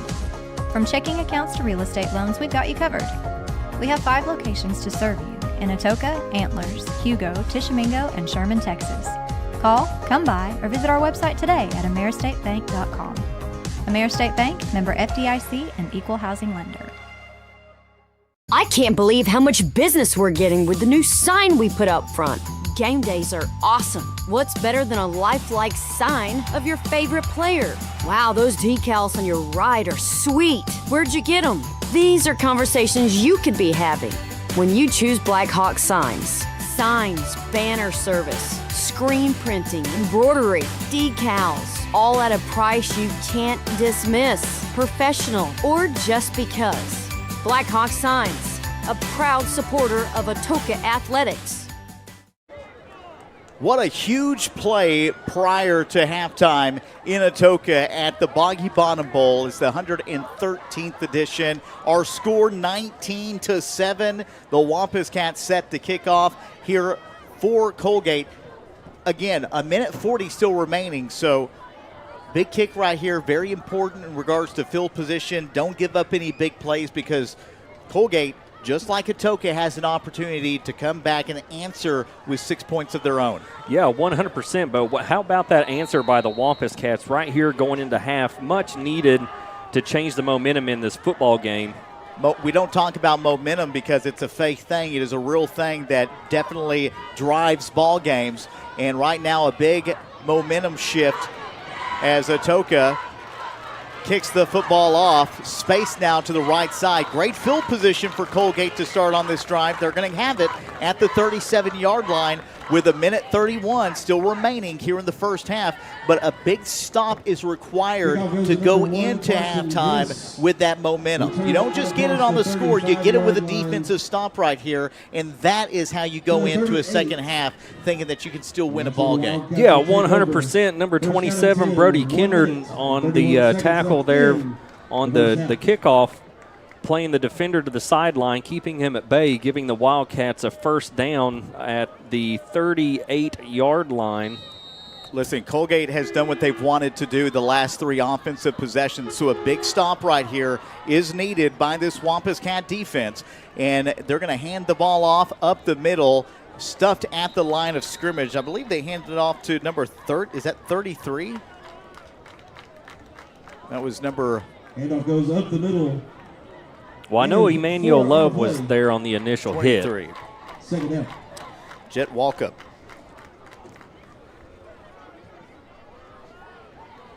Might have been the first handoff to Jet we've seen. 2nd down and 4, and it looks like Coalgate's just going to try to run a little bit of clock off as they go to pass. The ball is up in the air. A lineman catches it, takes off for the first down. Big yardage. Man, you talk about things just going your way in a football game. That right there is a prime example, as it was caught by number 78. That was Lucas Franklin, the lineman. Rumbling, bumbling, stumbling. Freshman lineman, too. He's a big boy. I like that. Give the big man the football. We need more of that. Pretty quick, too, man. He gained about 15 yards after the catch like it was nothing. Shotgun. Coalgate in Wampus Cat territory. Handoff, off tackle, bounces off 2 tackles, met at the 30-yard line, and that is another big chunk play for the Coalgate Wildcat offense and a first down. Yeah, I believe that was Jet Walkup on the carry for the Wildcats, picking up another first down, getting close to that red zone. On the field by the Wildcats. And do we have a timeout on the field? We do. With 29 seconds remaining, we will keep it here as Atoka, their last possession, big 53-yard run by Wade McCall. Coalgate gets a big kick return. Now they have it in Wampus Cat territory at the 30-yard line. This would be a huge momentum shift once again. Technically, if you really look at it, the momentum never really shifted at that time. It was going to require a Wampus Cat stop here, and you can still do it if you don't generate points for Coalgate. Yeah, 100%. Atoka really has to focus on getting the stop right here before half and keeping the Wildcats at bay. You've only got 30 seconds till halftime. It's 19-6. So a big defensive stop, very, very important here. Did they not count that field goal? I thought they did. I didn't even change that. So I will correct myself on the scoreboard. Thank you for that info, Kalen. I was not on my game. I apologize. Shotgun. And looking to go deep. This one overthrown. No one in the vicinity. And that's going to bring up 2nd down. Incomplete. 25 seconds remaining. And I figure if you're Coalgate, you're probably going to take another couple shots at the end zone right here. Yeah, I mean, you really don't have anything to lose. We're fixing to go into half. You're deep in Wampus Cat territory. It's 2nd and 10.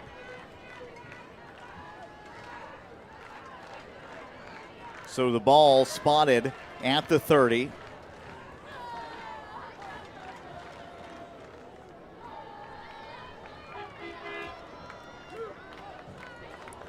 Of course, at halftime, we'll talk a little bit of stats.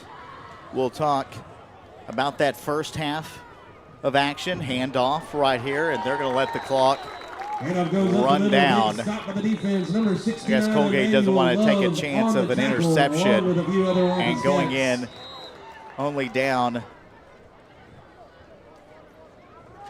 Emmanuel Love getting in the backfield. And that is going to actually call for a timeout. I didn't realize that Coalgate still had one left. And they do. So 12.3 seconds remaining. 19-6. Hey, listen, it was all Coalgate there in the first early half of this game. Moving into the last minute or so of this second half, Atoka able to generate points. Coalgate now in Atoka Wampus Cat territory. You've got 12 seconds on the clock. You went with a running play on that last one. Obviously, you're probably going to see something through the air right now. 3-4 defense for the Wampus Cats. You would assume that you're going to set everybody back here and try to prevent that long. Yeah, they may want to back up and go more to like a zone coverage defense. I'm not coaching, thank goodness, but I think that's probably how I would shift it. But let's see what our coaches adjust to here coming out of this timeout. You know, with that 3-4, you can run a lot of different sets with it. You have a lot of playmakers at defensive back rolling out, looking to go deep here. And the ball is caught shy of the goal line. 11 seconds. The clock never started Pass is caught by the Wildcats inside. Well, I believe there was 5-yard 12 line, seconds number 2. on the clock. They should have taken 4 more seconds off the clock and handoff up the middle, and that is going to be a Coalgate Wildcat touchdown. Goal line and into the end zone for the touchdown. So Coalgate making a statement right here before halftime, putting another one in the end zone. I truly believe that the clock should be at 0 right now, in that it may have already been at 0 at that time. I couldn't tell when the clock didn't start, but it wasn't caught. And Kayla, I don't know. Am I wrong on that, or no? Because I don't think it would have took longer than 3 seconds for that play to unfold, if you will. 3 seconds, again, still remaining here after the touchdown. And Coalgate is going to go for a 2-point conversion. And the ball goes past the hands and now caught in the backfield. So the 2-point conversion, no good. And our score remains 25-6. Now Atoka will have a chance to get a kick return here, maybe make something happen before half. I would assume you probably just go ahead and let the clock run out here and then go into the half down 25-6. Try not to create any turnovers, anything like that here before halftime. Yeah, playing a little bit reserved, really no big deal. We can go into halftime and talk about it, make some halftime adjustments, kind of regroup, get our heads straight, and continue on forward. But hey, Coalgate, 25-6, Boggy Bottom Bowl. Still anyone's ball game. Coalgate has looked very, very good tonight. Offensively, they've seemed to just do things that they want to do at will.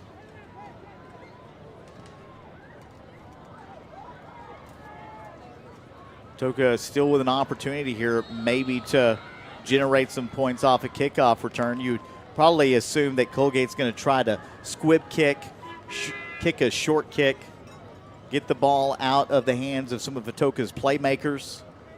Yeah, kicking the top of the football end over end. Nope, they elect to kick it deep. Gone at the 20. Rolling right side and down on the reception was Javen Keaton. And we go into halftime. Our score, 25-6. Coalgate on top of the Wampus Cats at the 113th Boggy Bottom Bowl. We'll be back here on KHKC as we hear a word from a few of our local sponsors. When it rains, it pours, so it's important for you to get the coverage that meets your needs. Farmers Insurance agent Lucinda Holland can help you understand your options so you can prepare for what the forecast brings. We know a thing or two because we've seen a thing or two. Learn more by calling agent Lucinda Holland at 580-889-3744 to find out how she can help you protect the things that matter most to you. That's Lucinda Holland. We are farmers. Bum, bum, bum, bum, bum, bum. Underwritten by Farmers Truck Fire Insurance Exchanges and Affiliates. Products not available in every state. At D&H Tires, all they do is rims and tires. That means when you buy from D&H, you're getting the best deal from experts that know. Cars, trucks, SUVs, even ag equipment. If it needs rubber to roll, then you need D&H Tires. The best deals on tires and rims in Atoka and Cole County. So hurry into D&H Tires, 309 South Mississippi in Atoka, and follow D&H Tire on Facebook for their ever-changing specials. D&H Tires, tires for everyone's budget. Amir State Bank has been serving southeastern Oklahoma and North Texas for over 100 years. All of our products and services are available both online and in person, serving you in a friendly and professional atmosphere. At Amir State Bank, you're more than a customer, you're a neighbor and a friend. From checking accounts to real estate loans, we've got you covered. We have 5 locations to serve you in Atoka, Antlers, Hugo, Tishomingo, and Sherman, Texas. Call, come by, or visit our website today at ameristatebank.com. Amir State Bank, member FDIC, and equal housing lender. Downtown Atoka just got a little bit cooler. Welcome to the barber shop. We're talking crisp fades, sharp cuts, and hot towel shaves that just hit different. Need a break? Grab a seat. and enjoy a complimentary beverage while you relax. For men, for women, for anyone who wants to look fresh, this is your spot. The Barbershop, downtown Atoka. Now that's cuts served neat. Welcome back into Wampus Cats Stadium as we are live on location, and the score at halftime, 25-6. Michael Gabbard and Kayla Nagorski on the broadcast for tonight's game. We'll get to some of our stats coming up here in just a minute. I got to talk to my boy Connor here. Connor, you've been doing the Wampus Cat Classic, or the Wooden Bat Classic, for several years now.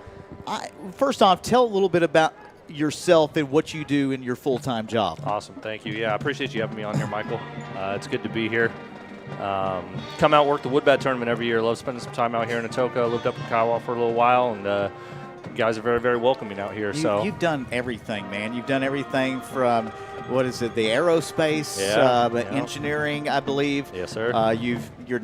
You now do Formula One. Tell us support series. Okay, picker. Well, it's the same thing. I don't know anything about it. Kaylin actually was just all excited about it when you were telling him what you do, and I know nothing about I don't even know how to change the oil in my car. Motorsports, what man. it is. I watch cars go in circles. So that's it. That's it for me now. So that's the Ricky Bobby, like he's making a left turn. Yeah.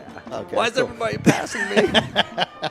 Tell me a little bit about that experience. It's different. It's a lot of time on the road, and but you know what? We go out there to win. It's a sport. It's a professional sport. So we do GT3 cars, GT4 cars, and work on the pit crew. I fuel the cars during the pit stops, and it's like a circus. We go one town to another town, pack up the equipment, put on a show, but it's a good time. And you umpire.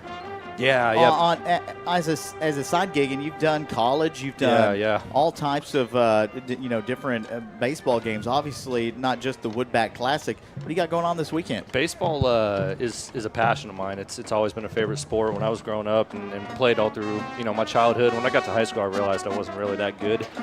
Couldn't pursue any kind of career with it, but I wanted to stay on the field, and got into umpiring. Been doing it for 18 plus years now. Come out, work the Wood Bat every single year. This weekend I'm here doing the silo tournament down south near Durant, and just happened to be passing through town. Stop by. I want to say hi to you. You couldn't get Tim to come down with you. Oh, Where's man. Tim at this weekend? He gets a phone call every single time I'm in town. Come work some games, but I think he's up in Kansas working some games himself this weekend. That's awesome. Yeah, he and a great umpire himself. He's does college ball as well. You guys have always done a great job during the Wooden Bat, and it's one of those tournaments, maybe not as fruitful in the last couple of years that it's been in recent past, but has always been known as one of the better tournaments in the state of Oklahoma. Absolutely, and it's one of my favorite to work. There's always been a good amount of teams that came, and quality teams that came and played. Always some good games.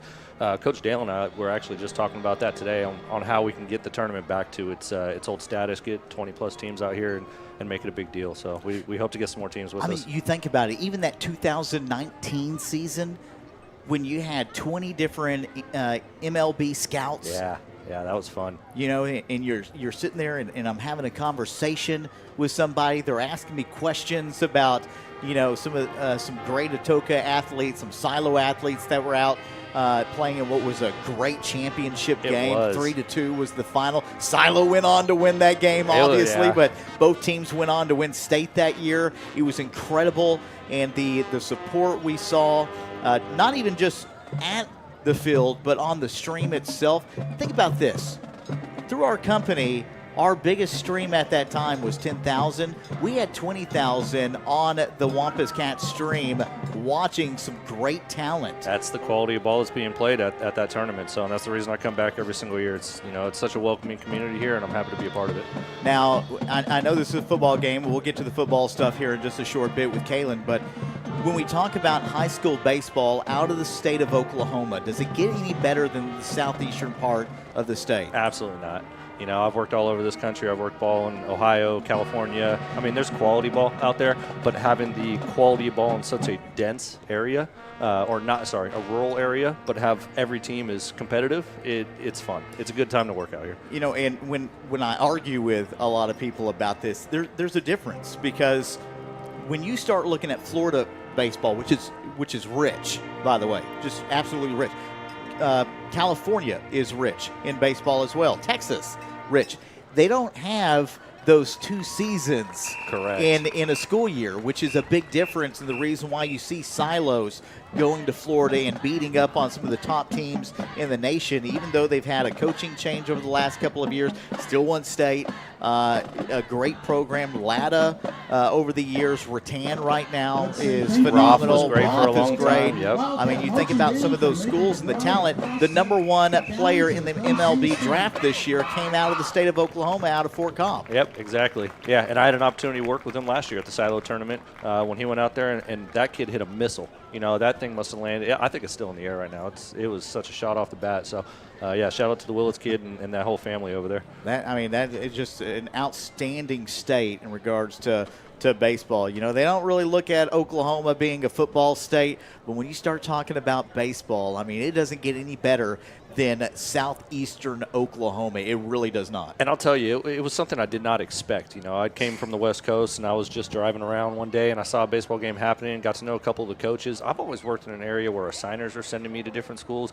I never had that personal relationship with the coaches and the communities and stuff, so I enjoy working out here for sure. Connor, glad to have you on the broadcast here tonight. We are going to step aside and hear a word from a few of our local sponsors. When we get back, we'll talk about the first half of tonight's Boggy Bottom Bowl, and Coalgate right now on top 25-6 at the break. We'll step aside and hear a word. Once again, it is KHKC 102.1 FM. This is The Brand.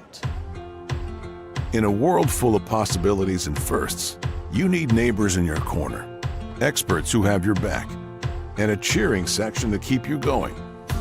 That's why we're here. For 100 years and counting, we've been the first bank of dreaming big and the first bank of what's next. At First Bank, we believe that anything's possible, and we're here to help you believe it too. First Bank, here for possibilities. Brown's Funeral Service in Atoka, Coalgate, Durant, and Medill are proud to be a part of the communities they serve. Since 1994, Brown's Funeral Service has proudly supported nonprofits, police and fire departments, local military members, and area schools. The staff at Brown's Funeral Service takes great pride in these endeavors because they realize it's more than being in business. It's about being a thread in the fabric of our community. Brown's Funeral Service, where service begins but never ends. This is Eric Studeville, inviting you to buy the Studeville way. Whether you're looking for open roads or you like them built tough, there is only one way to buy your vehicle. And that's the Studeville way. Studeville Chevrolet, 851 Westside Drive in Durant, and StudevilleChevrolet.com. And Studeville Ford, 1601 South Mississippi in Atoka, and StudevilleFord.net. The Studeville family of dealerships, proudly serving you and your communities. Since 1971, Westside Family Dentistry has been committed to enhancing the natural beauty and function of your smile while improving your oral and overall health. Using state-of-the-art technology, our friendly staff will take care of all your needs, from routine care, crown and bridge, implants, and even orthodontics, including Invisalign. Westside Family Dentistry is the premier choice to create beautiful, healthy smiles for the whole family. Welcome back in to the Boggy Bottom Bowl halftime show, brought to you by Lucinda Holland and the Farmer's Agent. By the way, I do want to say that if you're looking for an insurance agent who can help you understand your options, call Lucinda Holland at 580-889-3347. Kalen. Yes, sir. It has been all Coalgate, you would think, here in this first half. Atoka had a chance to steal some momentum, and they were able to make a stop, not allow Coalgate towards the end to generate any extra points, but it's still 25-6. Well, the scoreboard doesn't lie, but I'm sorry, I am a little bit biased. I see Let me back up for a second. Coalgate did score. Let me rephrase that. But when you still look at this, first half and the points, again, a 53-yard run by Wade McCall, it was a big momentum push at that time.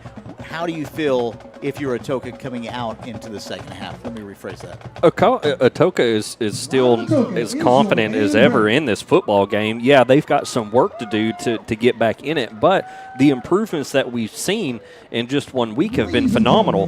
Their defense has been playing top-notch. Their offense is starting to click. I'm still in huge favor of the passing game. I think that the hands on this receiving core this year is outstanding for, a young group of kids that we have playing for us.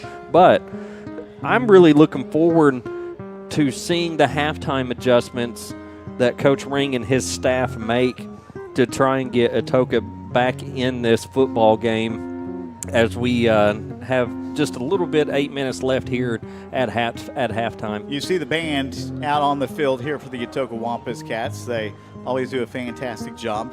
Yeah, I agree with you.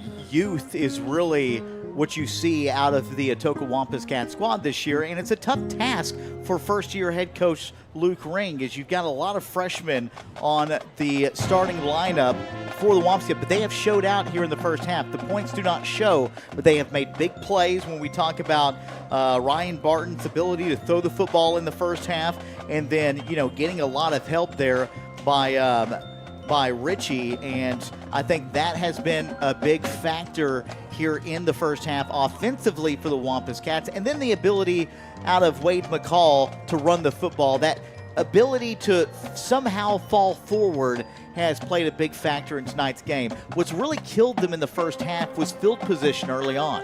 Yes, 100%. Field position has not been in favor here tonight, but Jaden Keaton has been on his game. He's played real well. Ryan Barton's doing a great job at the quarterback position. He's seeing his receivers downfield. His ball control and all his stunts are looking great. I see tremendous improvement. Our big guys down there in the trenches going one-on-one, doing a phenomenal job. Like I said, the scoreboard doesn't lie. It's 25-6, but I don't necessarily see it that way. So I'm excited to see what happens here in the second half. Well, there's still plenty of ball game right now, but if you're Coalgate, you're coming into the second half with a ton of confidence. You've been able to move the football at will. Those big chunk plays have really been a big difference in this ball game as well. I mean, when you look at the defense for the Atoka Wampus Cats, they've made stops, but then big chunk plays by this Coalgate offense, and it has really generated points here for the Coalgate Wildcats. Yeah, and that's where you're seeing the majority of these points coming from, is that they're getting these big yardage plays on the outside with the deep fades, and they're one-on-one matchups that they're making out there. It's the Boggy Bottom Bowl. It's going to be a tough, aggressive football game. I thought that the sophomore backup quarterback, Davis Grant, late in that second half, those really big chunk yardage plays coming out. You didn't see a lot of touches out of him. Now, we knew going into the ball game that you were going to want to have the ball into Bryson Stowe's hand. You were going to want to have the football into Davis Grant. We didn't see a lot of Davis Grant in the first quarter, but in the second quarter of play, a couple of big plays made a mark on this game. And again, we've got a 25-6 lead for the Coalgate Wildcats. Yeah, and I know Coalgate watched plenty of film on the Ringling game, and I know that they made, their adjustments as to what was necessary. But with Atoka running this 4-3 defense, they've had problems trying to get Coalgate. Coalgate's kind of struggled getting, their key players, Bryson Stowe, Davis Grant, some of those guys involved. I think that they would probably like to have a little bit more involvement from them, so getting those guys open into space is probably something that they're looking to do here in the second half. We'll talk about the star of the game coming up at the finale of the Boggy Bottom Bowl, which that is presented by Studeville Ford of Atoka. We will step aside and take a quick commercial break before the start of the second half. And again, our score 25-6, Coalgate on top of the Wampus Cats in Atoka. My name is Judy Wheeler. I had a tooth pulled, and I didn't realize how valuable that tooth was till I couldn't chew on that side anymore. And Dr. Holcomb pulled that tooth for me, and then a short time later, I came back to work with the lady on the financing. There was no stress, there was no pressure, there was no anything. It's just this is what's available, and y'all can work it out the way that works for you. And we were able to work out a plan that everything just went like clockwork. Now I can chew again on that side. We all plan to be on time, but fender benders, damaged windshields, and slick roads quickly disrupt those plans.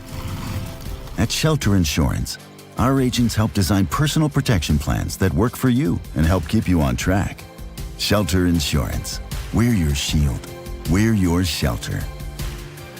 Find the award-winning service you need with Logan Daniel in Atoka. This is Eric Studeville, inviting you to buy the Studeville way. Whether you're looking for open roads Or you like them built tough. there is only one way to buy your vehicle. And that's the Studeville way.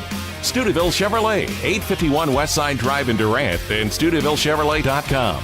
And Studeville Ford, 1601 South Mississippi in Atoka. And StudevilleFord.net. The Studeville family of dealerships, Proudly serving you and your communities. Family Health Center of Southern Oklahoma has some exciting news.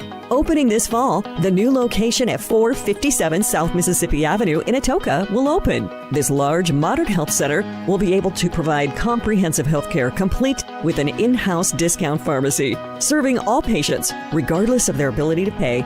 Same-day appointments available, accepting insured and non-insured patients alike. Open Monday through Thursday from 7:30 a.m. to 6 p.m.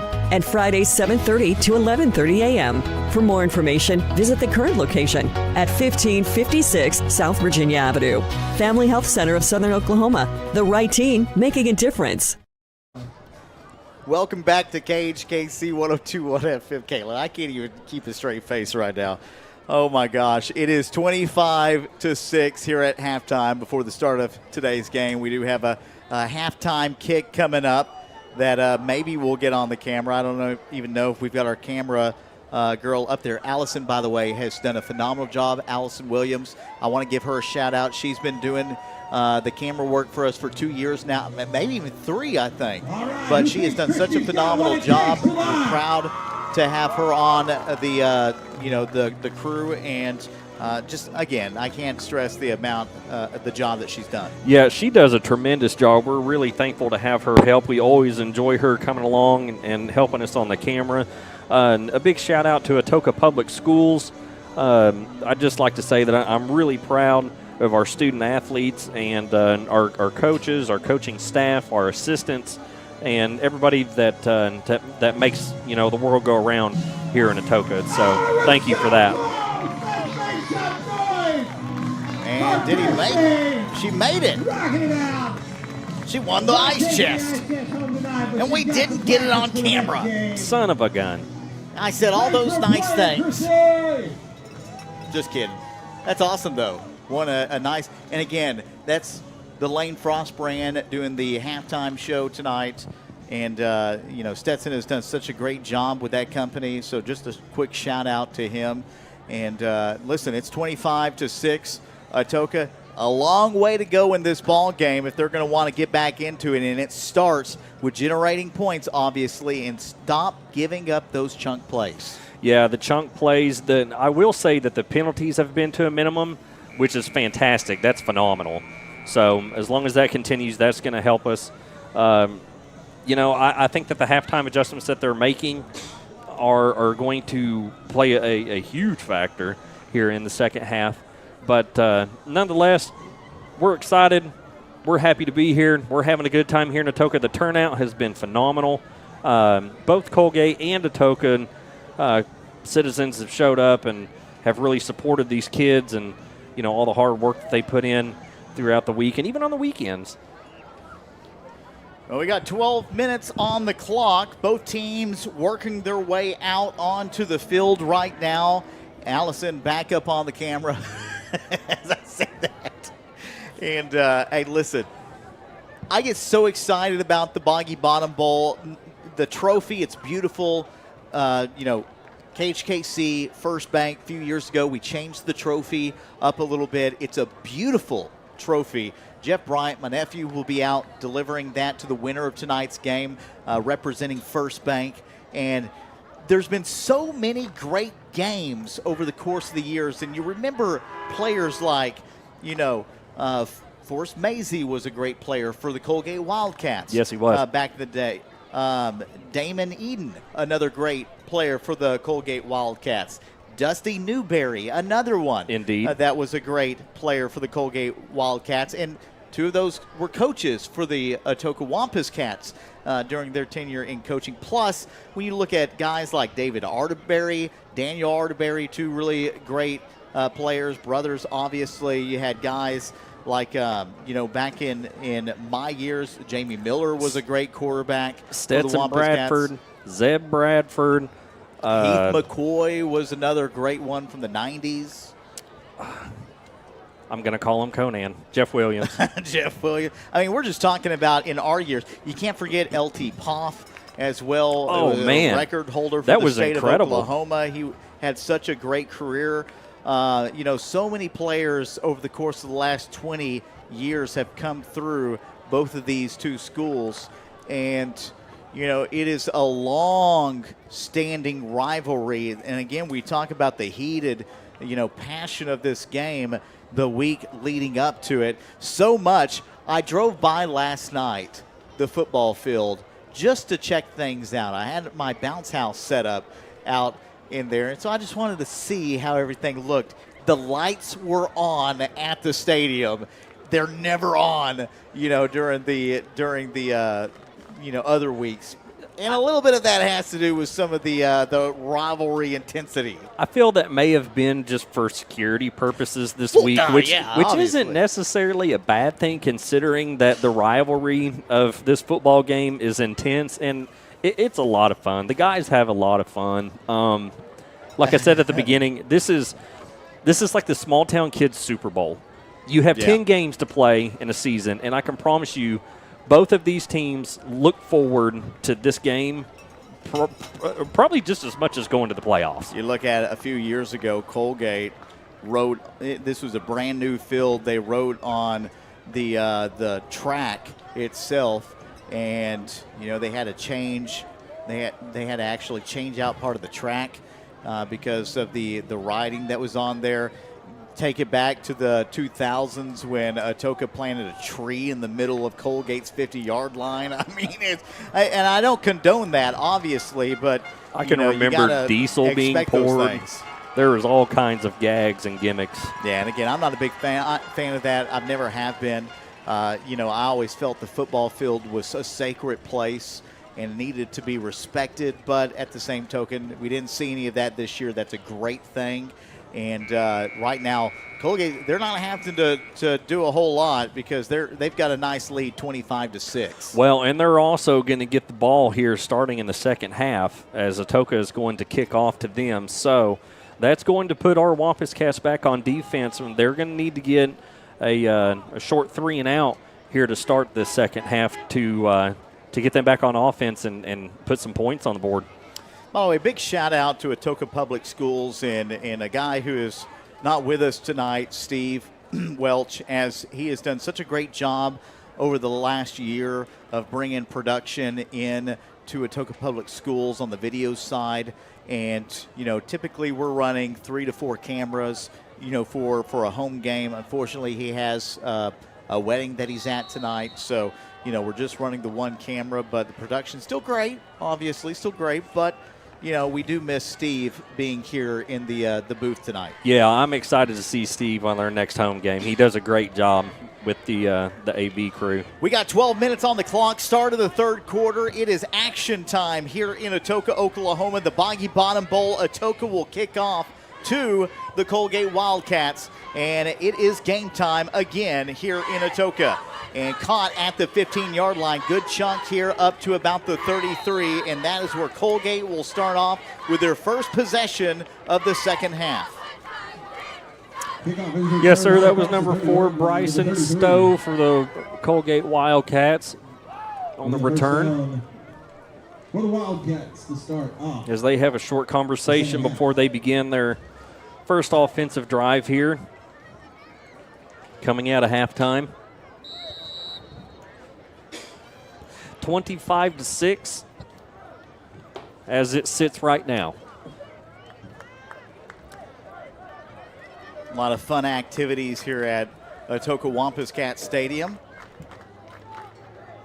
for this season.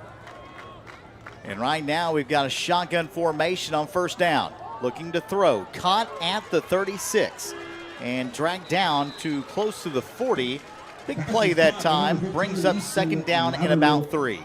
Yes, sir. Case Horton out there at the cornerback position, in on the tackle for the Atoka Wampus Cats. Brings up second down. Coalgate looking to come out and throw the football here on the first play, and we saw a lot of running there in the first half, but they opened up that passing game in the second quarter, and it worked out well for them, and now that's how they start the game off. And they're going to hand this one off up the middle, and a nice play, not quite down to the first down marker, and it's going to bring up third down and short for the Wildcats. Gain of a couple on the play. That brings up a big third down and 1.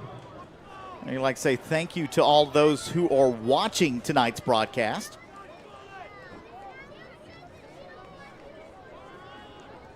Always so thankful for our viewers and listeners that attend Friday nights with us.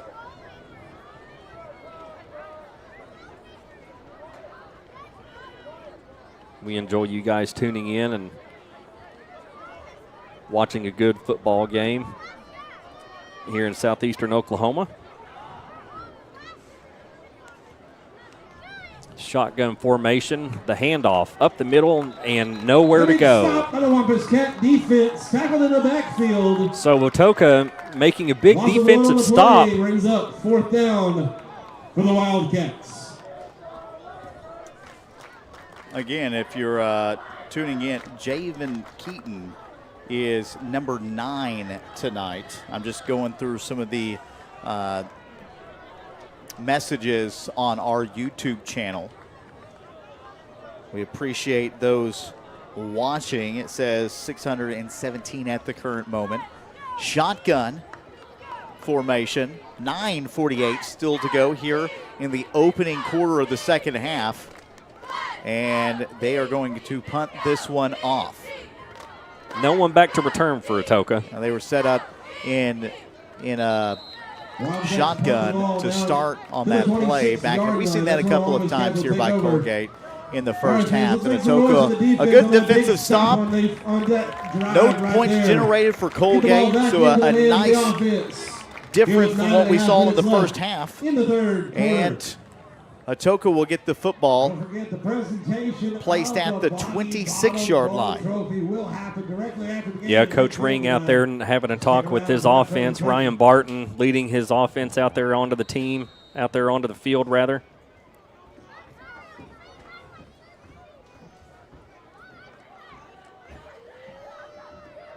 And so Atoka will start off again at the 26, shotgun, handoff to McCall. And he'll get back to the line of scrimmage, but not a lot more than that. Handoff goes to number 7, Wade McCall, up the middle. Yeah, Wade McCall really putting in a lot of work here tonight on Atoka's offense, running the ball hard. Shotgun once again, one running back in the backfield for the Wampus Cats is McCall, the lone back. 2 wide receivers set to the left and the right, and the pass caught at the painted numbers of the 30-yard line. Picks up a couple extra, and that will bring up a medium down situation here for the Wampus Cats. Yeah, as the Wampus Cats go to a quick, kind of a quick set offense here, still in the shotgun spread formation, as there is movement out there on the line with flags on the play. And it'll be offsides on Coalgate. So that's going to help the Atoka Wampus Cats pick up an additional 5 yards and the first down. So Atoka given a little bit of a gift right there, as they are still trying to put points on the board with 8 minutes and 10 seconds left to play here at Wampus Cat Stadium. Your score, Coalgate 25, Atoka 6. Here's the shotgun once again by the Wampus Cats. Handoff, McCall and just fighting for every yard he can. He's met with 3 or 4 different Wildcats as making the initial tackle, it looks like, was number 5, Kyler Woods. Had a little bit of help there with Davis Grant as well. Second down. And it's second down for the Wampus Cats. You know, it's been interesting to see the poise here out of Barton as he'll throw a screen out to the flats, caught, and not really picking up any yardage on that one, but feeling very confident. And Luke Ring has done a great job of getting plays in position that give him confidence, some high percentage catches, if you will, or high percentage throws. Yeah, that's exactly where I was going with this, too. I don't have this statistic, but I'm sure that Ryan Barton's completion rate this evening is on the upper end of the spectrum. He's done a great job passing the ball. That's one key thing that I see from this young man is that he can throw the football. He can hit his wide receivers. He's been set up in good positions. Again, sometimes the line breaking down, that size up front for Coalgate has done very well tonight. Shotgun once again. Barton set back to throw, and down the middle, and no one in the vicinity. That might have been miscommunication between wide receiver and quarterback, but we've got flags on the field. Yeah, it was a little bit of a late flag. I believe that they're going to give the Wampus Cats pass interference. A pass interference call. Let's see here. And indeed they do. Against the Wildcats. So Atoka picking up a few more yards on penalties, due in part to the Wildcats pass interference call here. All right. I got to give a shout out to my mom and my stepdad. There we go. Hi, guys. Love y'all. We always enjoy having Michael's mother on listening to us. I feel like she does the broadcast for us because she definitely gives me the play-by-play. Well, we appreciate her listening and watching with us every Friday night. Yes, we do. Shotgun, first down and 10. And Atoka looks right, throws left, and incomplete. It was intended for Case Horton, and that'll bring up second down for the Wampus Cats. Yeah, that was number 15, Easton Loudermilk, that came in and disrupted that play. Another thing I've been very impressed with, you're down 25-6. Atoka doesn't seem rattled on the offensive side. They're just running their plays. They're doing it with a lot of confidence. Shotgun. Another screen out, and that time just dropped out of the hands of Wade McCall.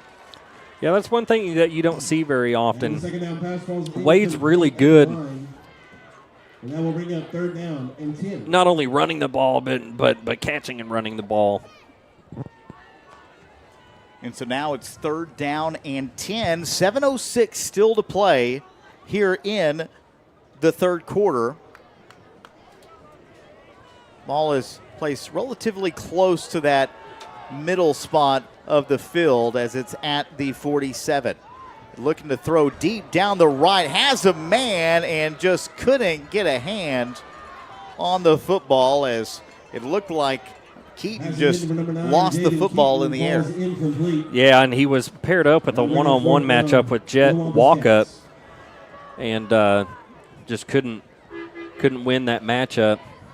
The confidence, though, to throw downfield like that, recognized the one-on-one coverage that time and just unfortunately wasn't able to get the completed pass. It is fourth down and 10 for the Wampus Cats as they'll look to kick off. And I believe that's number 4, Bryson Stowe in the backfield. And the ball will travel out of bounds at the 29, and that is where the Wildcats will take over. Out of bounds inside the 30-yard line of the 29. And that's where the Wildcats will take over with the first down. So I think the Wampus Cats really have some good things going for them here on defense. Yet again, scoreboard doesn't lie, 25-6. I'm totally with you on that one. But I really feel that they're doing some things better. I do. They are. I see improvement. And, you know, you mentioned that they're calm. They're out there running their plays. They're staying in position. They're following their keys. Look, both of these two teams looking for their very first win of the season. Somebody's going to come away with one. The thing that I will say is the most impressive between both of these two teams is we haven't seen a ton of penalties all night long. We've seen some, but we haven't seen a lot like we saw in that first half against Ringling. And now we've got a handoff right side of the field. Good yardage, picks up about 5, and that is going to be a second down. That was Walkup on the carry. Yeah, Atoka got to be really careful with those big plays in open space. For an injured player. And it appears that we have an injured player down on the field, so we're going to give them a minute to attend to them. While they attend to the injured player, we might take a break right here. And I think we will. We'll be right back as they attend. We'll hear a word from a couple of our local sponsors here on KHKC. Downtown Atoka just got a little bit cooler. Welcome to the barber shop. We're talking crisp fades, sharp cuts, and hot towel shaves that just hit different. Need a break? Grab a seat and enjoy a complimentary beverage while you relax. For men, for women, for anyone who wants to look fresh, this is your spot. The barber shop, downtown Atoka. Now that's cuts served neat. We all plan to be on time, but fender benders, damaged windshields, and slick roads quickly disrupt those plans. At Shelter Insurance, our agents help design personal protection plans that work for you and help keep you on track. Shelter Insurance. We're your shield. We're your shelter. Find the award-winning service you need with Logan Daniel in Atoka. Welcome back to Wampus Cat Stadium as your score is 25-6 with Coalgate up on top. Current time on the clock is 6 minutes, 37 seconds here to play in the third quarter as Coalgate comes back in on offense with 2nd and 4 in a shotgun formation with the run up the middle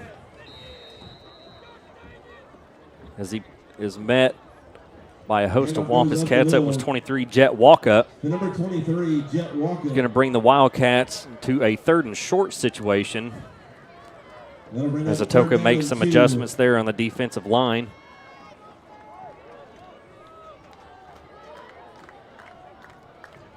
Both teams making their play calls.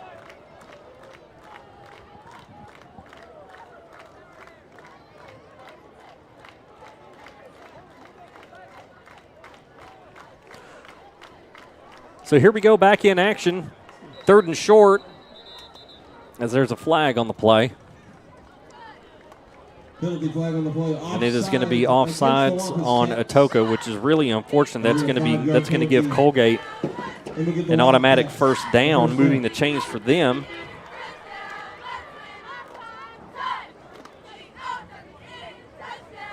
And again, a really good turnout by both towns tonight. We thank everyone for coming out and supporting our student athletes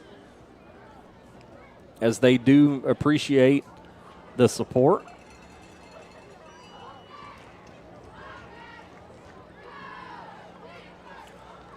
So the Coalgate Wildcats with the 1st and 10 with the handoff, and he is met big time in the backfield by number 50, Shy Washington. Shy Washington came screaming up the middle. Loss of 3 on the play, rings up. 2nd down. Great defensive play.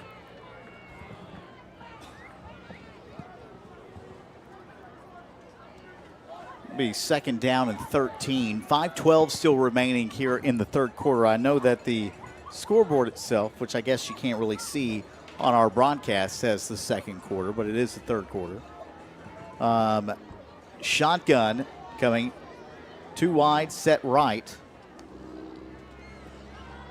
And they're going to look for the tight end. And he is down in the backfield.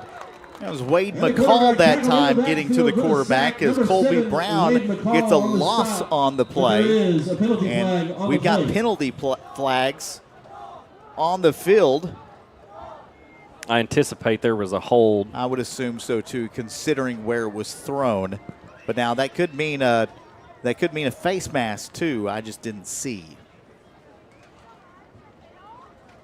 Our officiating crew out there tonight doing a good job, calling a good, clean, fair ball game. As the officiating crew having a conversation, 25-6.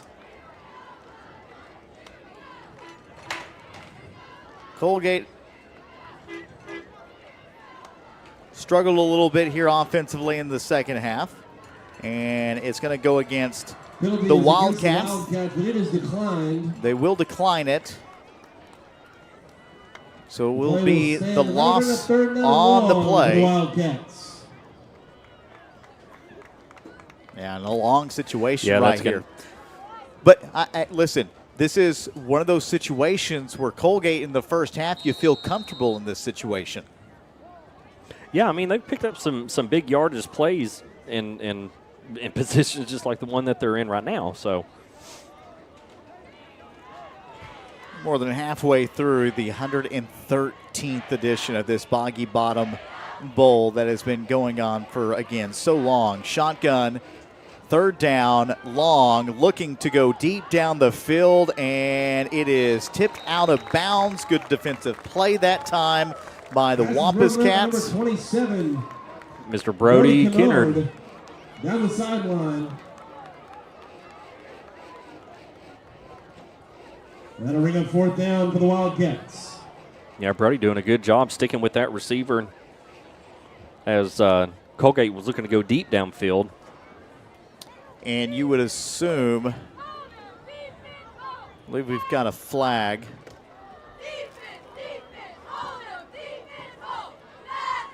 That's going to move the ball up to the 48. It did go against Atoka. Penalty goes against the Wampus Cats on the play. Interesting right now. You have a chance there to put it into fourth and long. Well, we saw and there in first down. We saw there in the first half, Atoka,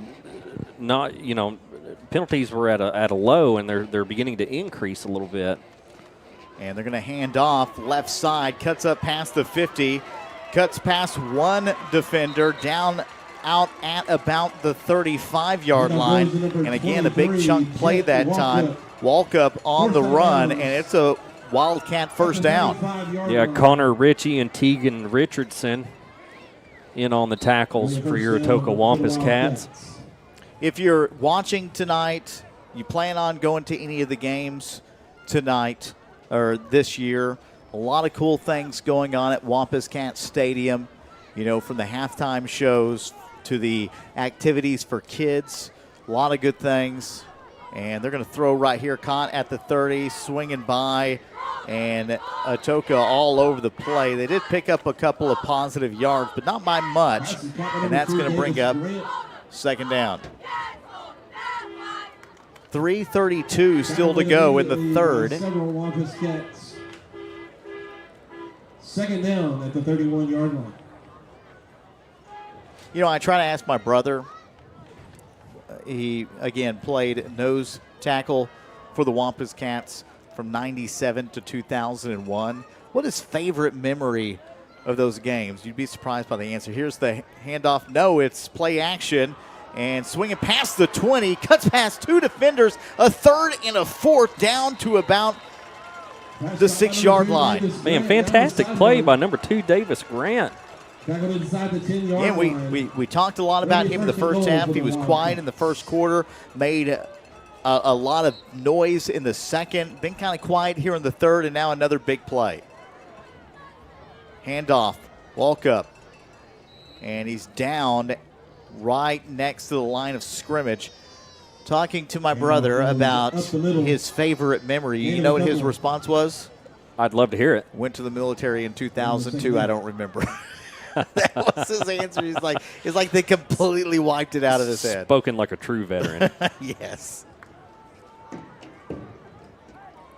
Hey, we thank him for his service, though. as we do all our men and women in uniform.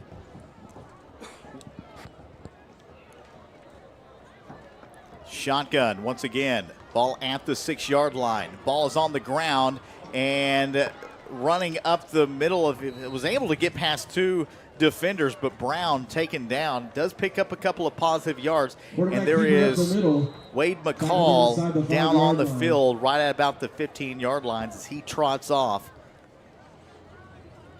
He's shaking up a little bit, but he's telling them, no thanks, I'm staying in this thing. No, never mind. He tried to stay in, but looks like he's going to go ahead and try. He's going off on his own right now. I don't know if it's a cramp. We're not going to speculate, but speculate. We ain't going to speculate. Speculate. It's a big word. It is a big word.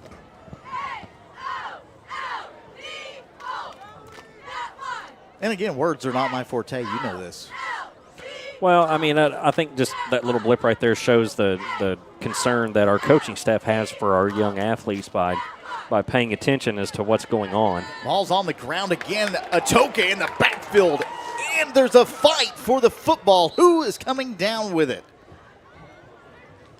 And it looks like Coalgate. The snap is fumbled. Recovered by the Wildcats back at the 17. And an injured player. Yeah, that's Colby Brown was able to pick up the football in the scramble. A little shaken up after the play. He'll stay on the field. 25-6, and what was first down and goal is now 4th down and 18 with 1:35. The ball placed at that 18-yard line. And a throw down the middle of the field on the slant, on post maybe, and then it goes incomplete. And a turnover by the Wildcats, and that's positive for the Atoka Wampus Cats. Absolutely positive for that defense. Yeah, that was a fantastic stop there by the Wampus Cat defense. That was your number 27, Brody Kennard, there on that last defensive stop, which is going to give the ball back to the Wampus Cats as they head back out on offense. What I've been impressed with this young squad is the grit that they've shown in 2 games. You're down 42-6 against Ringling, and you're still fighting. You're never giving up in that ball game. You're fighting hard. You were outmatched. Right now you're down 25-6, and you're still making plays out on the field defensively. And that time, just a little bit thrown behind for Michael Miller, and it goes incomplete. Maybe should have been caught. Yeah, the toughness that Coach Ring has instilled into this young group of players is phenomenal. We talked about, preseason, spring training and things of that nature for, this team. They said that the practices were harder, they were different, and they were very well put together. Big run up the middle. McCall, we talked about his injury just a few minutes ago, coming right back out. Luke Ring talked about how big of a warrior this kid was, and that time after an injury once again, he just came off the field a few minutes ago on the ground on the sidelines and picks up a Wampus Cat first down. Yeah, and Wade McCall, he's a beast, man. He's a fantastic football player. But he's got a good group of linemen in front of him that are trying to move these Coalgate Wildcats out of his way. Martin from shotgun, looking to go left side of the field past the 30-yard line down to about the 33. And that is positive yardage that will bring up 2nd down for the Wampus Cats. Good catch by Case Horton there on the outside. Brings up 2nd down. Case Horton's been active this evening. Him and Jaden Keaton both. I've been impressed with this freshman class. You didn't hear a lot about them in the preseason, but you knew that they were a talented group of kids, football-wise, basketball, baseball, play a lot of multiple sports. And Barton, and that one is just incomplete. It was into the hands of Tegan Richardson and just unable to hold on to it. That'll bring up 3rd down for the Wampus Cats. And we've seen a few of those plays where you know, Barton has put the ball on the money, and Atoka just hasn't been able to come up with a reception. Yeah, Barton doing a good job of seeing his receivers, looking through his defenders. 3rd down and 6. And they go left side. Spinning around is Miller, and he picks up positive yardage, but it's still 4th down with under a minute remaining here in the 3rd. Man, great spin move by Michael Miller. Unfortunately, it's not going to be enough to pick up the 1st down. And 4. You know, that's another underclassman that we don't really talk enough about is Michael Miller and the things that he's capable of doing. He blocks well to the outside, just a sophomore, and a couple of extra years under his belt. He'll be a great Wampus Cat player for, the years to come. Yeah, getting some great game time experience. Still young, and he's out there making plays today. 4th down and 4. It looks like Atoka's going to try to punt this one away. 13 seconds on the clock, and it is a short kick. It's bobbled and takes a friendly Atoka roll before bouncing backwards into Atoka territory with the ball spotted at the 48, and that is where the Coalgate Wildcats will take over. Yard line. That's where the Wildcats will take over. So Coalgate has favorable field position here on this offensive drive, and we're going to see if the Atoka Wampus Cat defense can't provide another short 3 and out.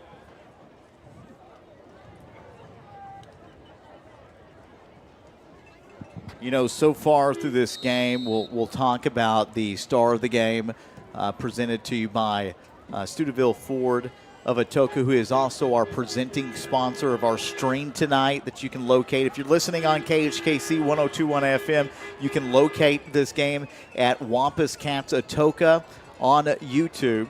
And we bring all of your football games video every single week that the Atoka Wampus Cats play. I know we've made the shift over from the Ion Sports Network over to YouTube, and we felt like the quality was better, and it has been better. We'll talk about that star of the game, though, coming up here in the 4th quarter, and a big hit in the backfield. Technically, I guess he picks up about a yard, but that was Richardson that time, who is one of those guys on the defensive side. I don't even think me as a grown man wants to get hit by. No, he's an animal. Tegan Richardson's a great football player. I enjoy getting to watch him every Friday night. I remember getting to watch him last season, really maturing and just being a solid football player and also another team leader. You know, he got his number called a lot in last year's offense as a fullback and did a great job. He was a great blocker.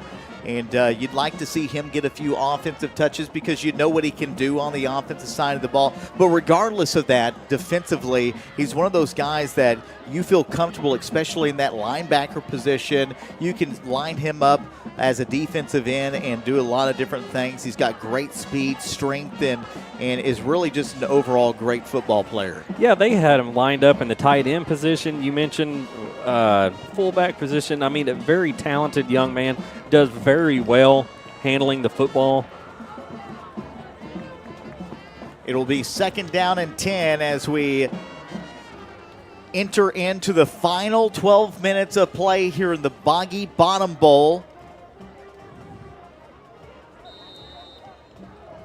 Coalgate will have the football to start this 4th quarter of play. And here's the snap. Handoff up the middle. Positive yardage for about 2, maybe 3 yards.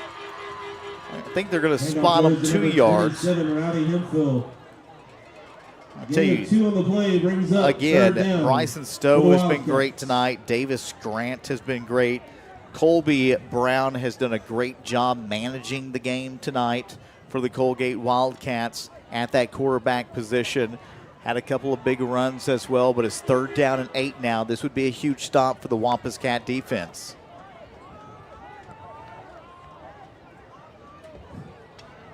Colby Brown looking over to the sidelines, communicating with his coaches and thinking about checking this one down. I think he might be sending McCall here defensively as he moves up to the line of scrimmage, and they do. McCall in the backfield misses on the block assignment, and now you've got a run all the way up to about the 25. I think McCall actually, and let me just verify what I meant by that, is McCall was expecting a pitch to the outside, so he followed, and the block came in and made a secure block for the quarterback to pick up positive yardage on that play. But just a well-designed run that time by the Coalgate Wildcats. Yeah, I mean, my credit to the Coalgate Wildcats is, that their quarterback looked over to the sidelines and they were communicating with their coaches. And, I think they may have checked one down and made a last-minute call, and it worked in their favor as they pick up big yardage on that last play. The offensive line for Coalgate tonight has been phenomenal. They've done a great job. Offensively, defensively, again, Atoka is held right now to 6 points. And this is a young offense, but the defense has really held their own in the second half. They haven't allowed any points in the second half, and that is a big testament to how this team has played in the second half of the last two games, or the first two games of the season. And a screen pass on the ground, and I don't think he had possession of the football, so that's going to be basically just a lost down. For the Wildcats. Yeah, that's going to bring up a 4th and 8 situation for Coalgate.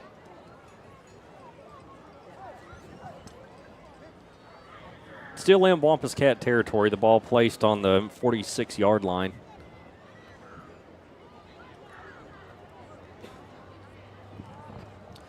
And listen, this game right now, you can take away 6 points, possibly. Could be 19-6. This isn't college ball. We don't have professional clock keepers, if you will. I felt like there was a couple of seconds on there that I kind of maybe would have allowed points in that first half. And when you look at that, and again, I'm not pointing fingers at anybody. It's a hard job to run clock at any level, especially at a high school level. But when you look at that, you can sit there and say, well, you know what, there's 19 points on the board for sure. You've done a great job here in the second half containing Coalgate's offense, and you've taken away those big offensive plays, those explosive plays that we saw in the first half. We haven't seen any of those really here in the second half for Coalgate. No, those big breakout plays have been absent thus far. 14 of those points came from those big breakout plays that you talk about. I don't think anybody is looking at this Atoka Wampus Cat team this year and saying it's going to be a breakout season, okay? And I'm not saying that it can't happen either. But the way that Luke Ring has made adjustments in games has been impressive. And now they do a screen down the middle. What a passing catch. McCall on the catch. The throw came from Connor Ritchie. On the pitch to number 17. I love the play call. It looked like a jet sweep there for a second. Connor Ritchie was running to the outside, step back, throws down the middle of the field to McCall, and they pick up a big first down. And those are the plays that I'm talking about. Great play calling there by Luke Ring. And now to the outside, and another big play by the Wampus Cat, dragging Wildcats down to the 25-yard line. And another big passing catch that time. Connor Ritchie on the reception. And Bart and I have been very impressed with tonight. There again, we were talking earlier about, his passer rating and the passing percentage of him tonight. We unfortunately don't have that statistic, but I can assure you it is on the high end for this evening. Timeout for Ryan Barton. by the Wildcats. And there's been a timeout called. So we are going to take a second here and check in with our viewers on YouTube. See what conversation's taking place. Shout out to Kirk Keaton out there, Nicole Barton as well. Yeah, that reminds me, my dad is tuned in, so big shout out to my dad down in Durant. Oh, your dad's on the broadcast, huh? Well, apparently. Watching. Poor old guy. He's got a lot more gray in his beard over the last year. He has, and I really feel that was probably caused between the two of us at a younger age. What do you think? That's fair. Yeah. My kids have put a lot of gray in my beard, too, so it's understandable. Those little rascals. Yep. Yep, that's all I'm going to say. It'll be first down and 10 with 10:09 to go. And the Wampus Cats at the 25. And Barton, pressure in the backfield, spins off one, and he throws it out. That should probably be a flag on the Wampus Cats as he threw that well in the pocket. Yeah, I love the attempt that he made to get rid of the football. And just unfortunately, he just got rid of it in the wrong direction is all. Again, those are expected mistakes. Yes, and as every play goes by, Ryan is learning piece by piece. And I truly feel that if this group of freshmen that we have this year, this class, continues to play and progress, they're going to do great things. Done a great job with the coaching staff here. You know, you've got some remaining guys, Jeff Waller, Chris Wingo, you know, or some returning, guys here for the coaching staff. But you got the addition of Glennis Ring, Clay Atwood, Cameron Stoking, and more. They've done a really good job just keeping this team sound at such a young age and a young squad. A nice pass. This time it will go up to McCall, and he picks up some positive yardage. Soccer number 7, Wade McCall. Big gain on the play. Ball is placed at the 32-yard line. Third down for the Wampus Cats. So Atoka doing some big things here on offense late in the fourth quarter. Still trying to move the football. Shotgun. And Barton looks back at the sidelines.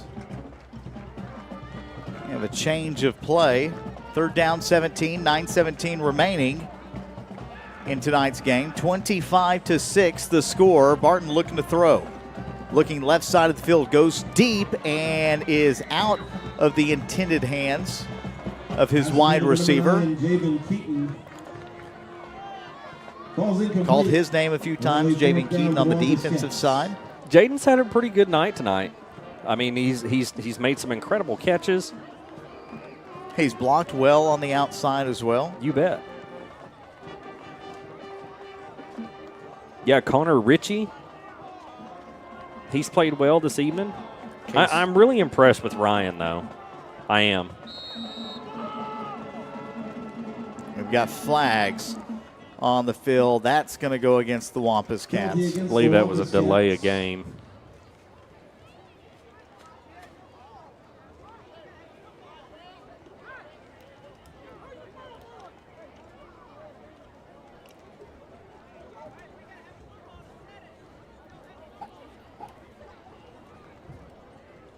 Again, we've talked about some of the great players in this rivalry over the years. You can always mention a McCall in these games over the last 10. Barton, shotgun, looking to throw and has a man and almost intercepted at the 13-yard line. It will fall incomplete, and that is a turnover. Man, Ryan Barton took a shot there from number 15, Easton Loudermill. I'm surprised he was able to get that throw off, to be honest. Well, as I was watching him on that last play, he stood tall in the pocket and was doing his best to find his receiver downfield, but ultimately taking a pretty good shot. Tough kid. Again, our video presentation is brought to you by Stuteville Ford. With a timeout, we'll take a quick timeout as well. It is KHKC 102.1 FM, The Brand.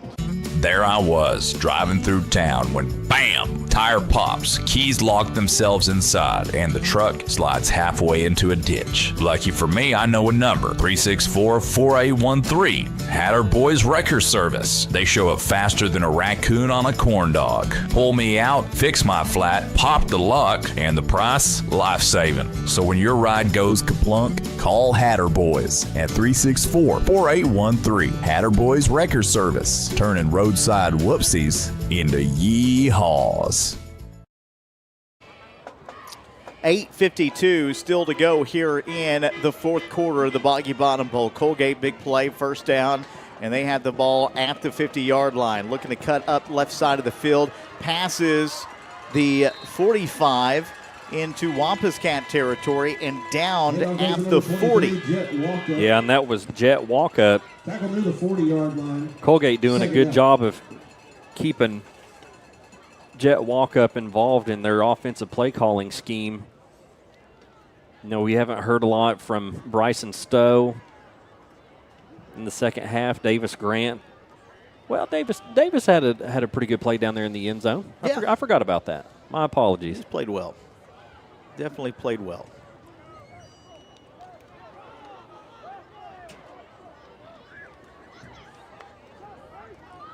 Talking about the live feed a second ago as the ball cuts up to the 30-yard line. We were talking about Jeff Waller. He said he called the games with Ricky for years. Yeah, and actually Jeff was a part of my broadcast in my first year as well before Wayne Sewell came in, and Wayne did an outstanding job, for years with me under the broadcast. And, we've had Tanner Hyatt for a year. We obviously you now for 2 years, and I've always felt like our broadcast has always been very sound anyway, very down the middle. I've never been a gunslinger, I guess, in regards to my commentary.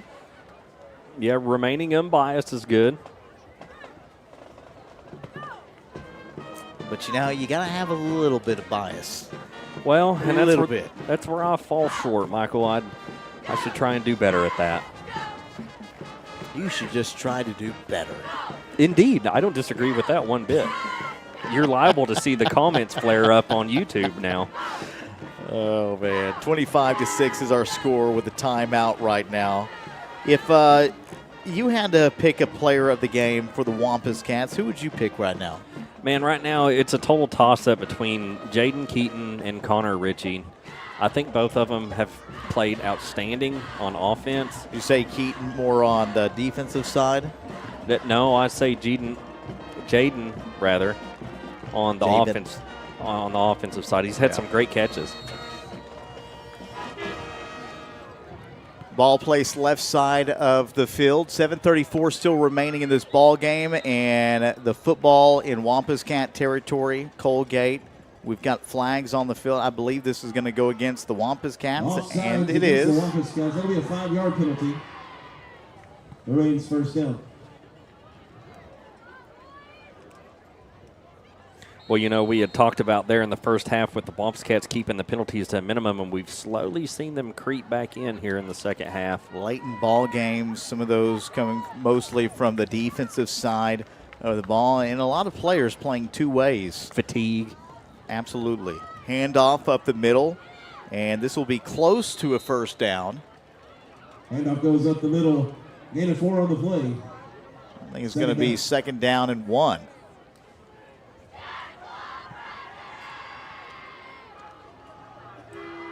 Step aside once again to announce our presenting sponsor of Wampuscat football this season as Stuteville Ford.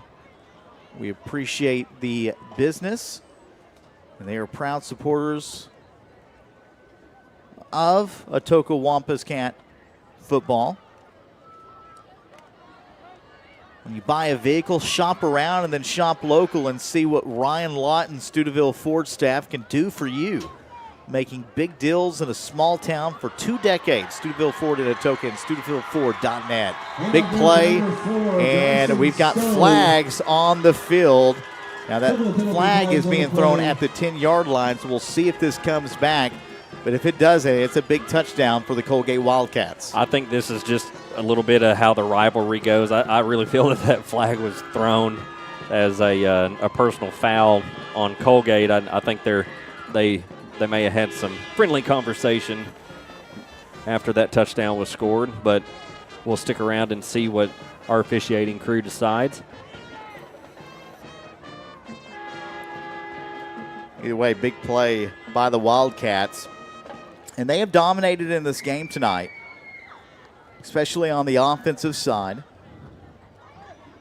We understand Atoka only 6 points on the board, but I feel like it's been the Coalgate Wildcats offense that have done a lot of damage with those big chunk plays in that first half.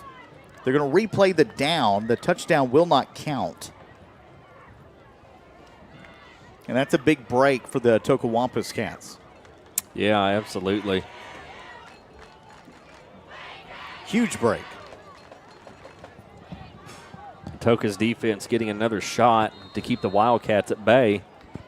But again, it's 25-6 right now. If you're Atoka and you're able to get a stop right here, you've got to march down the field and score some quick points and get the football back. Yeah, there's a sense of urgency that kicks in. A handoff. Caught in the backfield. Nowhere to go that time. And Bryson Stowe and crew will have a third down.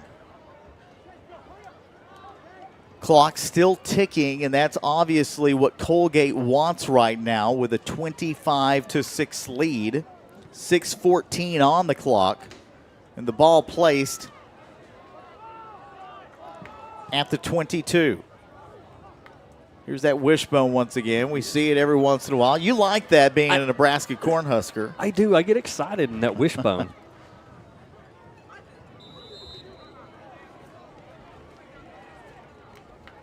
Quarterback keeper up the middle. You've noticed a lot of high school teams over the years. You know, we see the wishbone, the I formation, you know, out of a lot of high school teams over the years. A lot of teams, especially in our district, have switched over to that spread offense where you see a lot of RPO, or as I like to call them, read option run, you know, ROR, because you can spread you know, your playmakers out in different ways and run in different formations, and it's always, you know, a good look, especially at the high school level. But again, it is nice to see that wishbone every once in a while. We've got a player down on the field, so we'll take a quick timeout. It is KHKC 102.1 FM. We'll be right back. There I was, driving through town when, bam, tire pops, keys lock themselves inside, and the truck slides halfway into a ditch. Lucky for me, I know a number, 364-4813. Hatter Boys Wrecker Service. They show up faster than a raccoon on a corn dog. Pull me out, fix my flat, pop the luck, and the price, life-saving. So when your ride goes kaplunk, call Hatter Boys at 364-4813. Hatter Boys Wrecker Service. Turning roadside whoopsies into yeehaws. Back from the break, a little quicker than we thought we were going to be back, as that's always good news when we talk about injured players. And we've got a shotgun here for Coalgate, and caught in the backfield on first down. That'll be a loss on the play. Lucas Johnson coming screaming out of the backfield. That was a great defensive look that time by the Wampus Cats. So the Wampus Cat defense still out there fighting, keeping the Wildcats at bay here late in the fourth quarter. It's going to be a second and long for the Wildcats. Been impressed with Coalgate offensively, obviously, tonight. Ball on the ground. We talked about the defense right as I say that. Ball is fumbled. And there's a fumble and a recovery. Number 44, Tegan Richardson on the recovery. Just number 51, what Atoka Lucas needed. Johnson on the force. But again, you got 4:43 remaining in this First game. down. You One got to to get a catch. quick score out, and you got to get the football back. There's no question about it. If you're not able to do those two things, I have a hard time believing that you can win a ball game. Yeah, I think you dip into your 2-minute drill. You drive down the field, try and put points on the board, and call me crazy. I think you come right back out with the onside kick. But you know what? Even at that point, if you're able to get a quick score right here, you're able to get the football back, generate another score. You talk about the momentum and the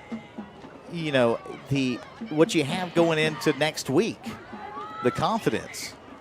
Ball on the ground. The question is, was his hand going forward? And I think it was. I think this would be an incomplete pass. I was wondering that same thing as well, Mike.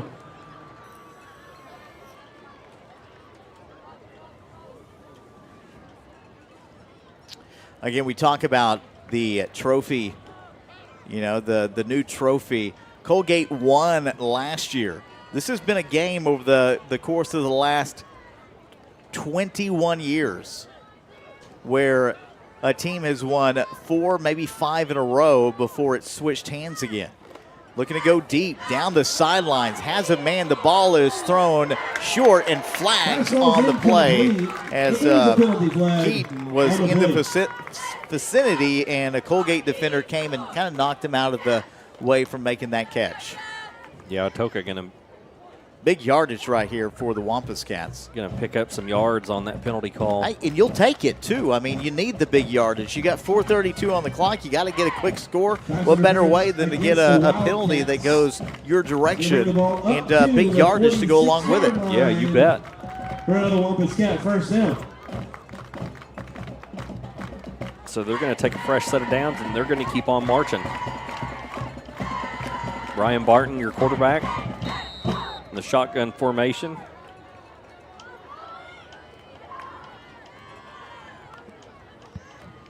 Here's the shotgun. Looking down the sidelines, caught at the 40-yard line, and there's your guy right there. That's Keaton once again on the reception. Once again, Mr. Keaton having a big night tonight here in the Boggy Bottom Bowl. He's a player, we thought would break out last year, and he had some really good games, but he's showing his playmaking ability tonight and did, of course, last week as well. He's played well. And McCall, handoff, off tackle, and cuts up to about the 32-yard line, but we got flags on the play once again. And I think this one is coming back.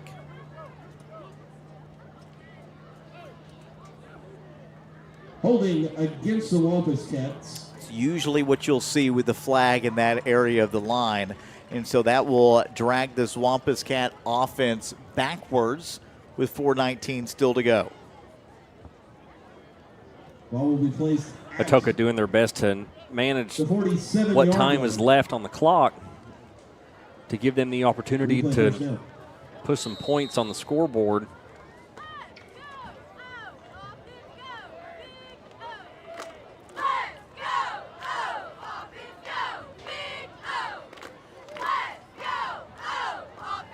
Shotgun once again. It's first down and 20 for this offense. Looking to go deep. Hit once again, and that's a forward pass.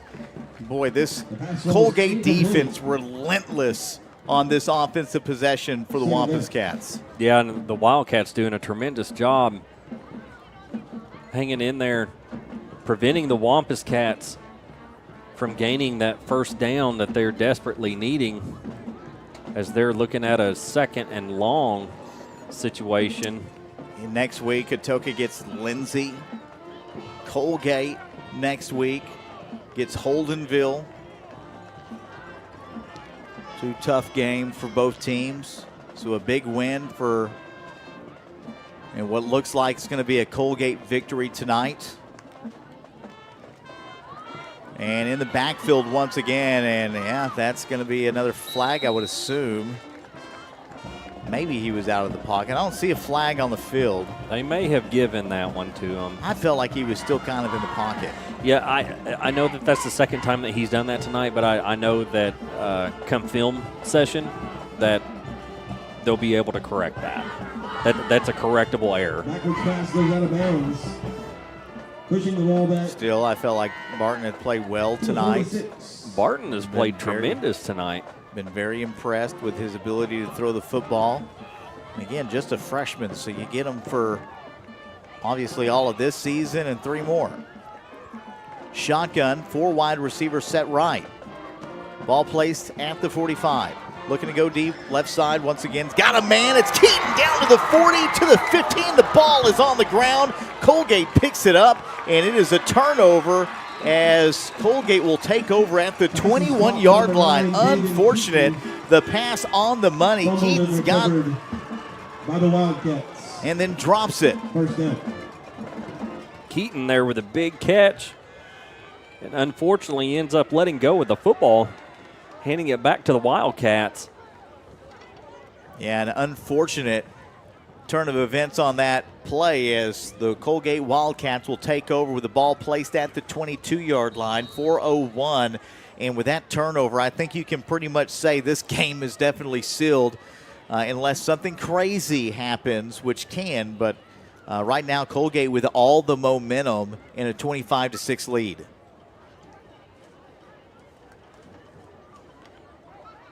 Yeah, Coalgate showing up tonight, doing a really good job executing. They played well on both sides tonight. Special teams was good. They had a blocked punt as well, so really all 3 phases of the ball game. Handoff up the middle, stuffed. I will say I've been impressed with the Wampus Cat defense here in the second half. They give up 25 points in the first half. We still have 3:45 remaining in the game, but as of right now, Coalgate has yet to generate points in the second half. Offensively, Atoka has looked a lot better. Unfortunately, that hasn't resulted in points. But again, the offense has been fluid so far here throughout the course of this entire game. Yeah, you're seeing that. You're seeing the coaching of Luke Ring just starting to really soak in to these young players. Start to win ball games when you got young, freshmen all over the field. And a big play, chunk play once again. And this is going to be down at the 45, so a huge run that time. Davis Grant, a guy we've said numerous times on those big plays tonight. He picks up another one there and a first down. Yeah, Davis Grant, he does a good job of laying low for a few series, and then, man, just out of nowhere, he explodes. Brody Kennard chased him down in the backfield, placing the ball on the 47-yard line.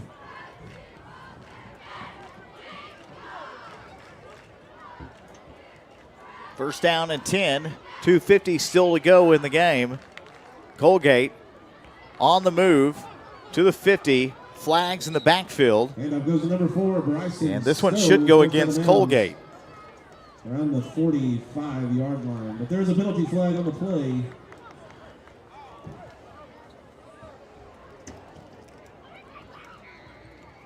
Anticipating the call from the officials down on the field, I assume it's probably going to be holding on Coalgate.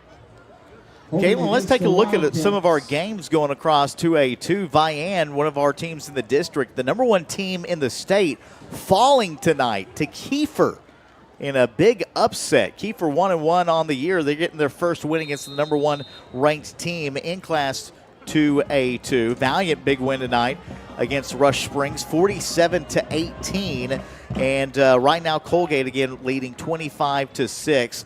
We've got some other score updates that we'll get to in just a minute as we got a play coming up here as Kingston goes on to defeat Comanche 36-14. Shotgun formation and a handoff and the defense in the backfield, and that was a nice snagged defensively, as making the play was Lucas Johnson once again in the backfield.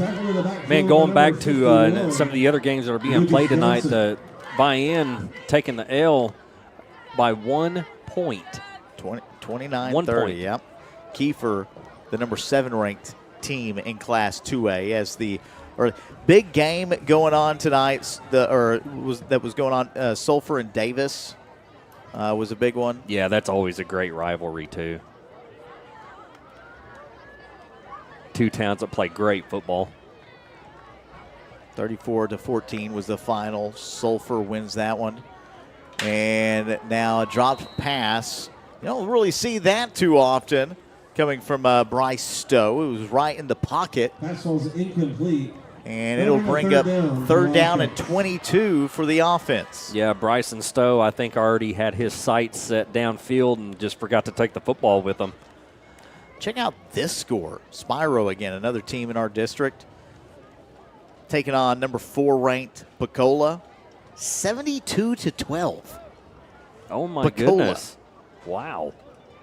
Be interesting to see how they do with Adair actually tonight defeating Locust Grove 59-6.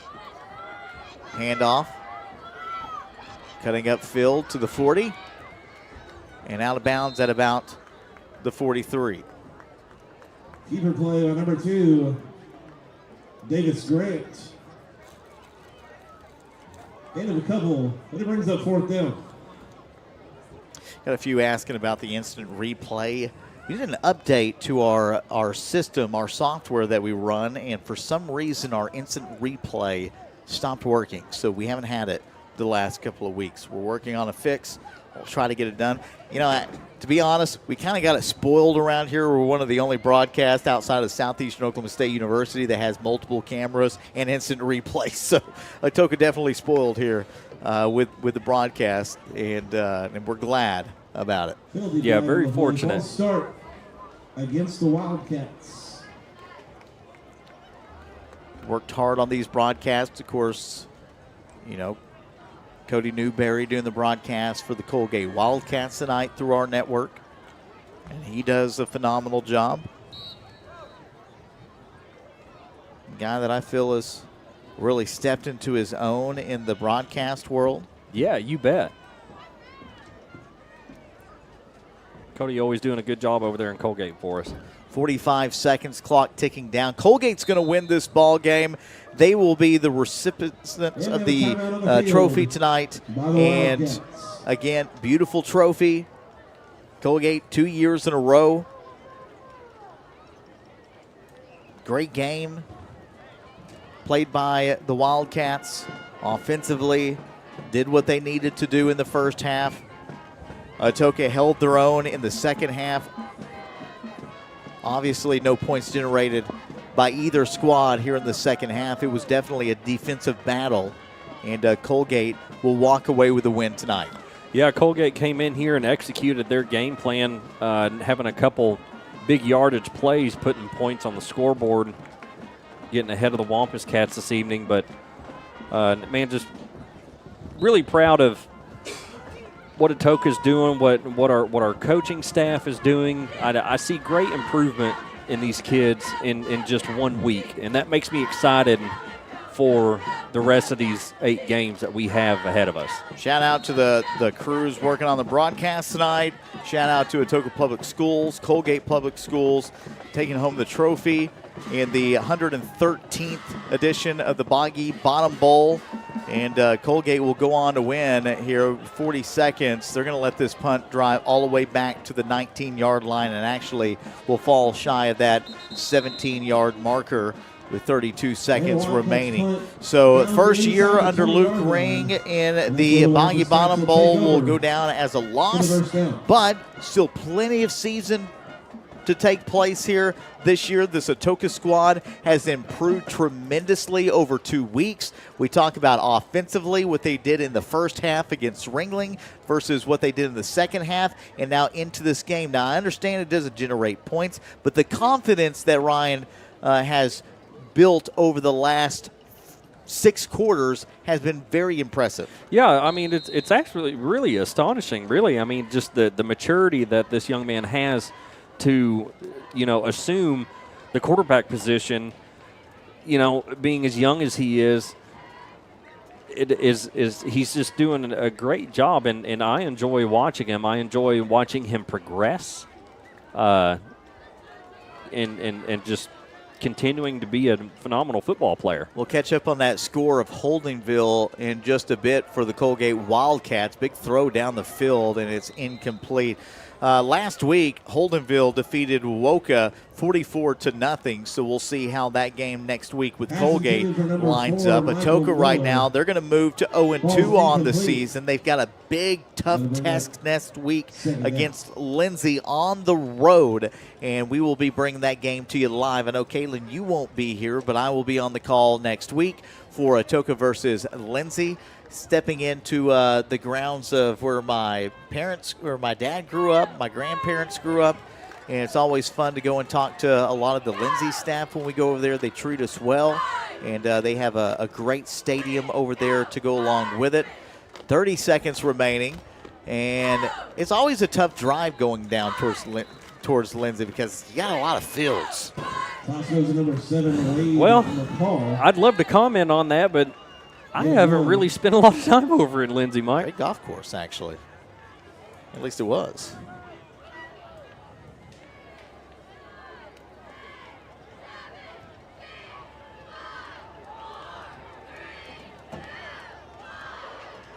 One second. Final play of the game. Cut to the outside. And that is it. Coalgate, your champions of the Boggy Bottom Bowl. Congratulations. A well-deserved victory for the Wildcats tonight. Bragging rights for another year against the Wampus Cats. That is 2 in a row for the Coalgate Wildcats, led by head coach Zach Cater. Yeah, congratulations to Coalgate. Coalgate taking home that beautiful trophy that's going to be presented by First Bank here on the field momentarily. We'll get to that here in just a few minutes. We'll take a quick commercial break. Step aside. It is KHKC 102.1 FM, the brand. 25-6 is our final. This is Eric Studeville inviting you to buy the Studeville way. Whether you're looking for open roads or you like them built tough, there is only one way to buy your vehicle. And that's the Studeville way. Studeville Chevrolet, 851 Westside Drive in Durant, and StudevilleChevrolet.com. And Studeville Ford, 1601 South Mississippi in Atoka, and StudevilleFord.net. The Studeville family of dealerships, proudly serving you and your communities. Family Health Center of Southern Oklahoma has some exciting news. Opening this fall, the new location at 457 South Mississippi Avenue in Atoka will open. This large, modern health center will be able to provide comprehensive health care complete with an in-house discount pharmacy, serving all patients, regardless of their ability to pay. Same-day appointments available, accepting insured and non-insured patients alike. Open Monday through Thursday from 7:30 a.m. to 6 p.m. and Fridays 7:30 to 11:30 a.m. For more information, visit the current location at 1556 South Virginia Avenue. Family Health Center of Southern Oklahoma. The right team making a difference.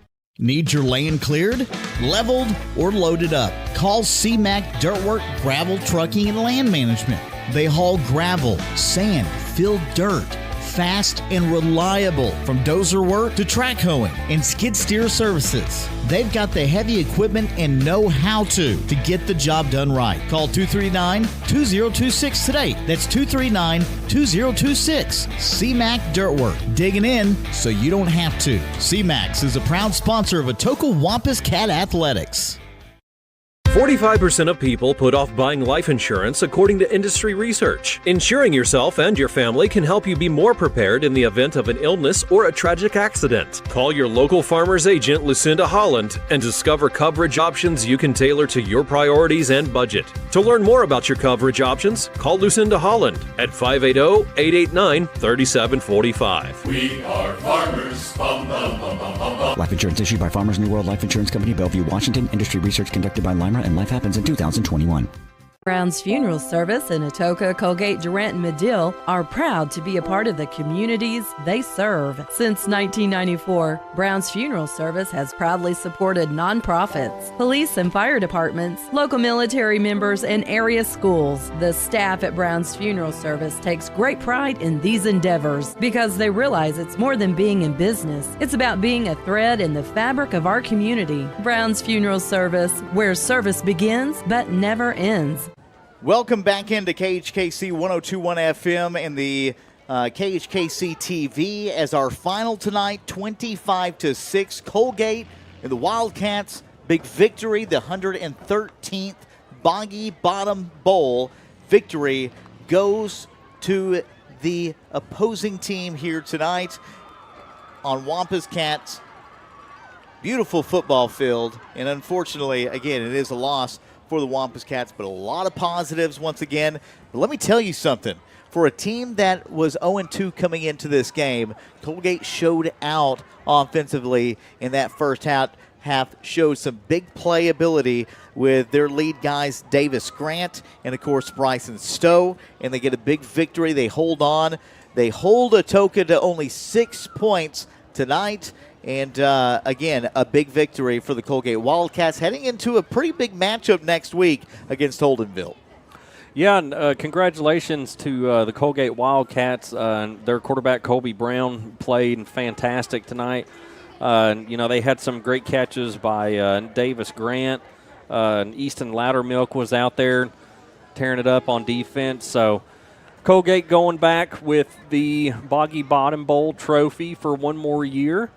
And I know it hurts. We're Wampus Cats, but we got to recognize real. And tonight, Coalgate was real, and they get the victory. And we saw a lot of improvements, obviously, by a very young Atoka Wampus Cat squad. Let me tell you, I'm looking forward to the next couple of years with some of these young guys.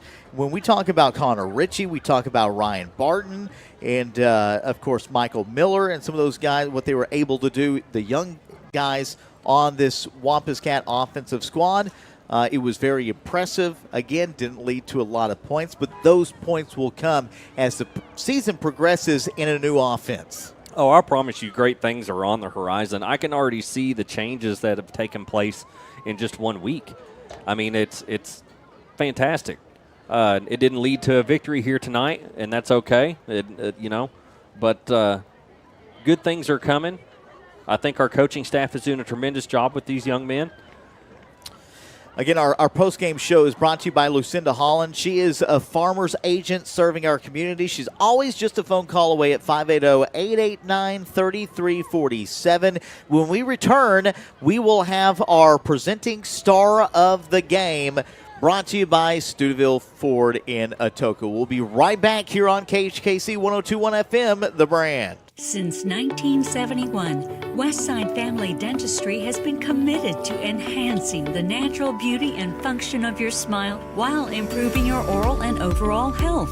Using state-of-the-art technology, our friendly staff will take care of all your needs, from routine care, crown and bridge, implants, and even orthodontics, including Invisalign. Westside Family Dentistry is the premier choice to create beautiful, healthy smiles for the whole family.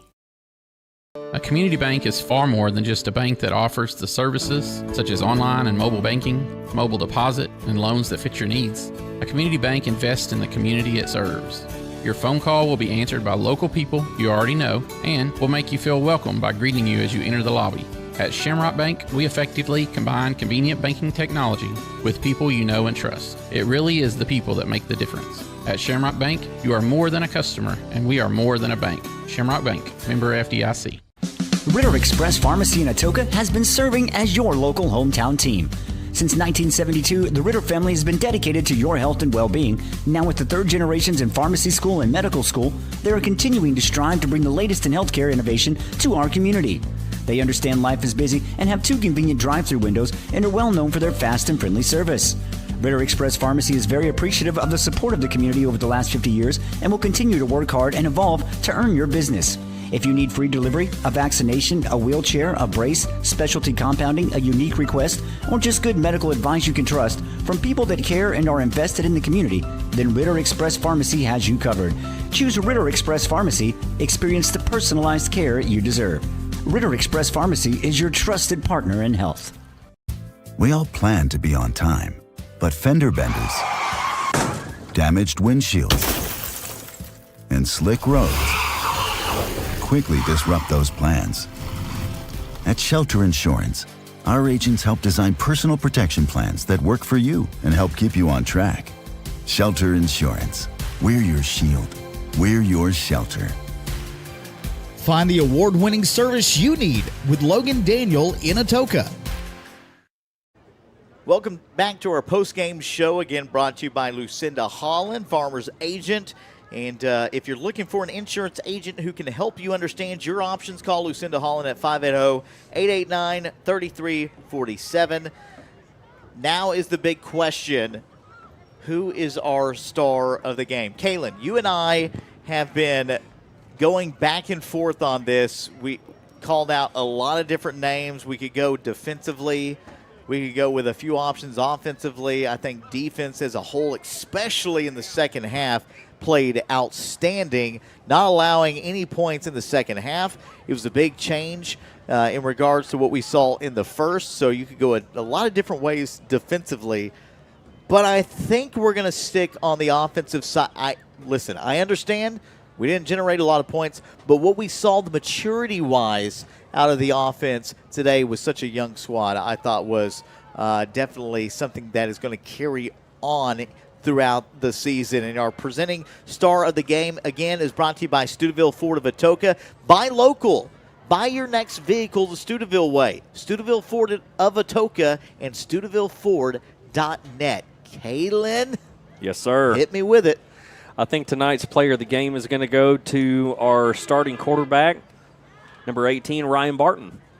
And the reason why we come to this decision, too, and again, we could have gone defensively. We understand the importance defensively, but the maturity and the growth that we saw from Ryan Barton, especially in the second half, so really starting from the second quarter into the fourth quarter, and his ability to move the ball, his high completion rate, and how he when you think about offensively in this game, turnovers were a big factor, but he was putting the ball on the money. I mean, you think about the deep throw down the sidelines that unfortunately went back into Coalgate's possession, but he was making a lot of plays and putting Atoka into situations to succeed tonight. And as a freshman, you can't ignore it. Ryan Barton is our player of the game. 100%. Congratulations to Ryan. I think that he's doing a remarkable job in that quarterback spot, being a young freshman. Commanding an offense and leading your team is no short feat. And with what I've seen in 2 weeks has been just truly remarkable for Ryan. I think that his passer rating was great. I wish I had a statistic for it, but I don't. I think that his completion rate was pretty darn good. He does a tremendous job of sticking in the pocket and finding his receivers. It's hard to find in a freshman, and that is the reason why he is our player of the game tonight. And again, it could have gone a lot of different ways. I felt there was a lot of different players that you could have picked in that position and not been wrong. So, again, you go down with a loss tonight, but a lot of improvement once again. There's a lot of things to look forward to heading into next week against a very tough Lindsay team that's going to have the upper hand in regards to talent-wise, as Lindsay has been great over the course of the last 8 years, and they'll continue to look so this season. And with that improvement, it gives you a little bit more faith going into next week, which is going to be a very hostile environment. Yeah, this team and the coaching staff, they're hungry for that first win. And what better win to get than the first week of district starting in Lindsay next week? Absolutely. Always a fun broadcast, Kaylin. We always enjoy being on Atoka Wampus Cat television, and of course, glad that you always get to be a part of it. It's not every day you get to do your the job that you love with your best friend. But our final tonight, 25-6. And we will see you next week here on Atoka Wampus Cats Network. That is Wampus Cats Atoka saying God bless and good night.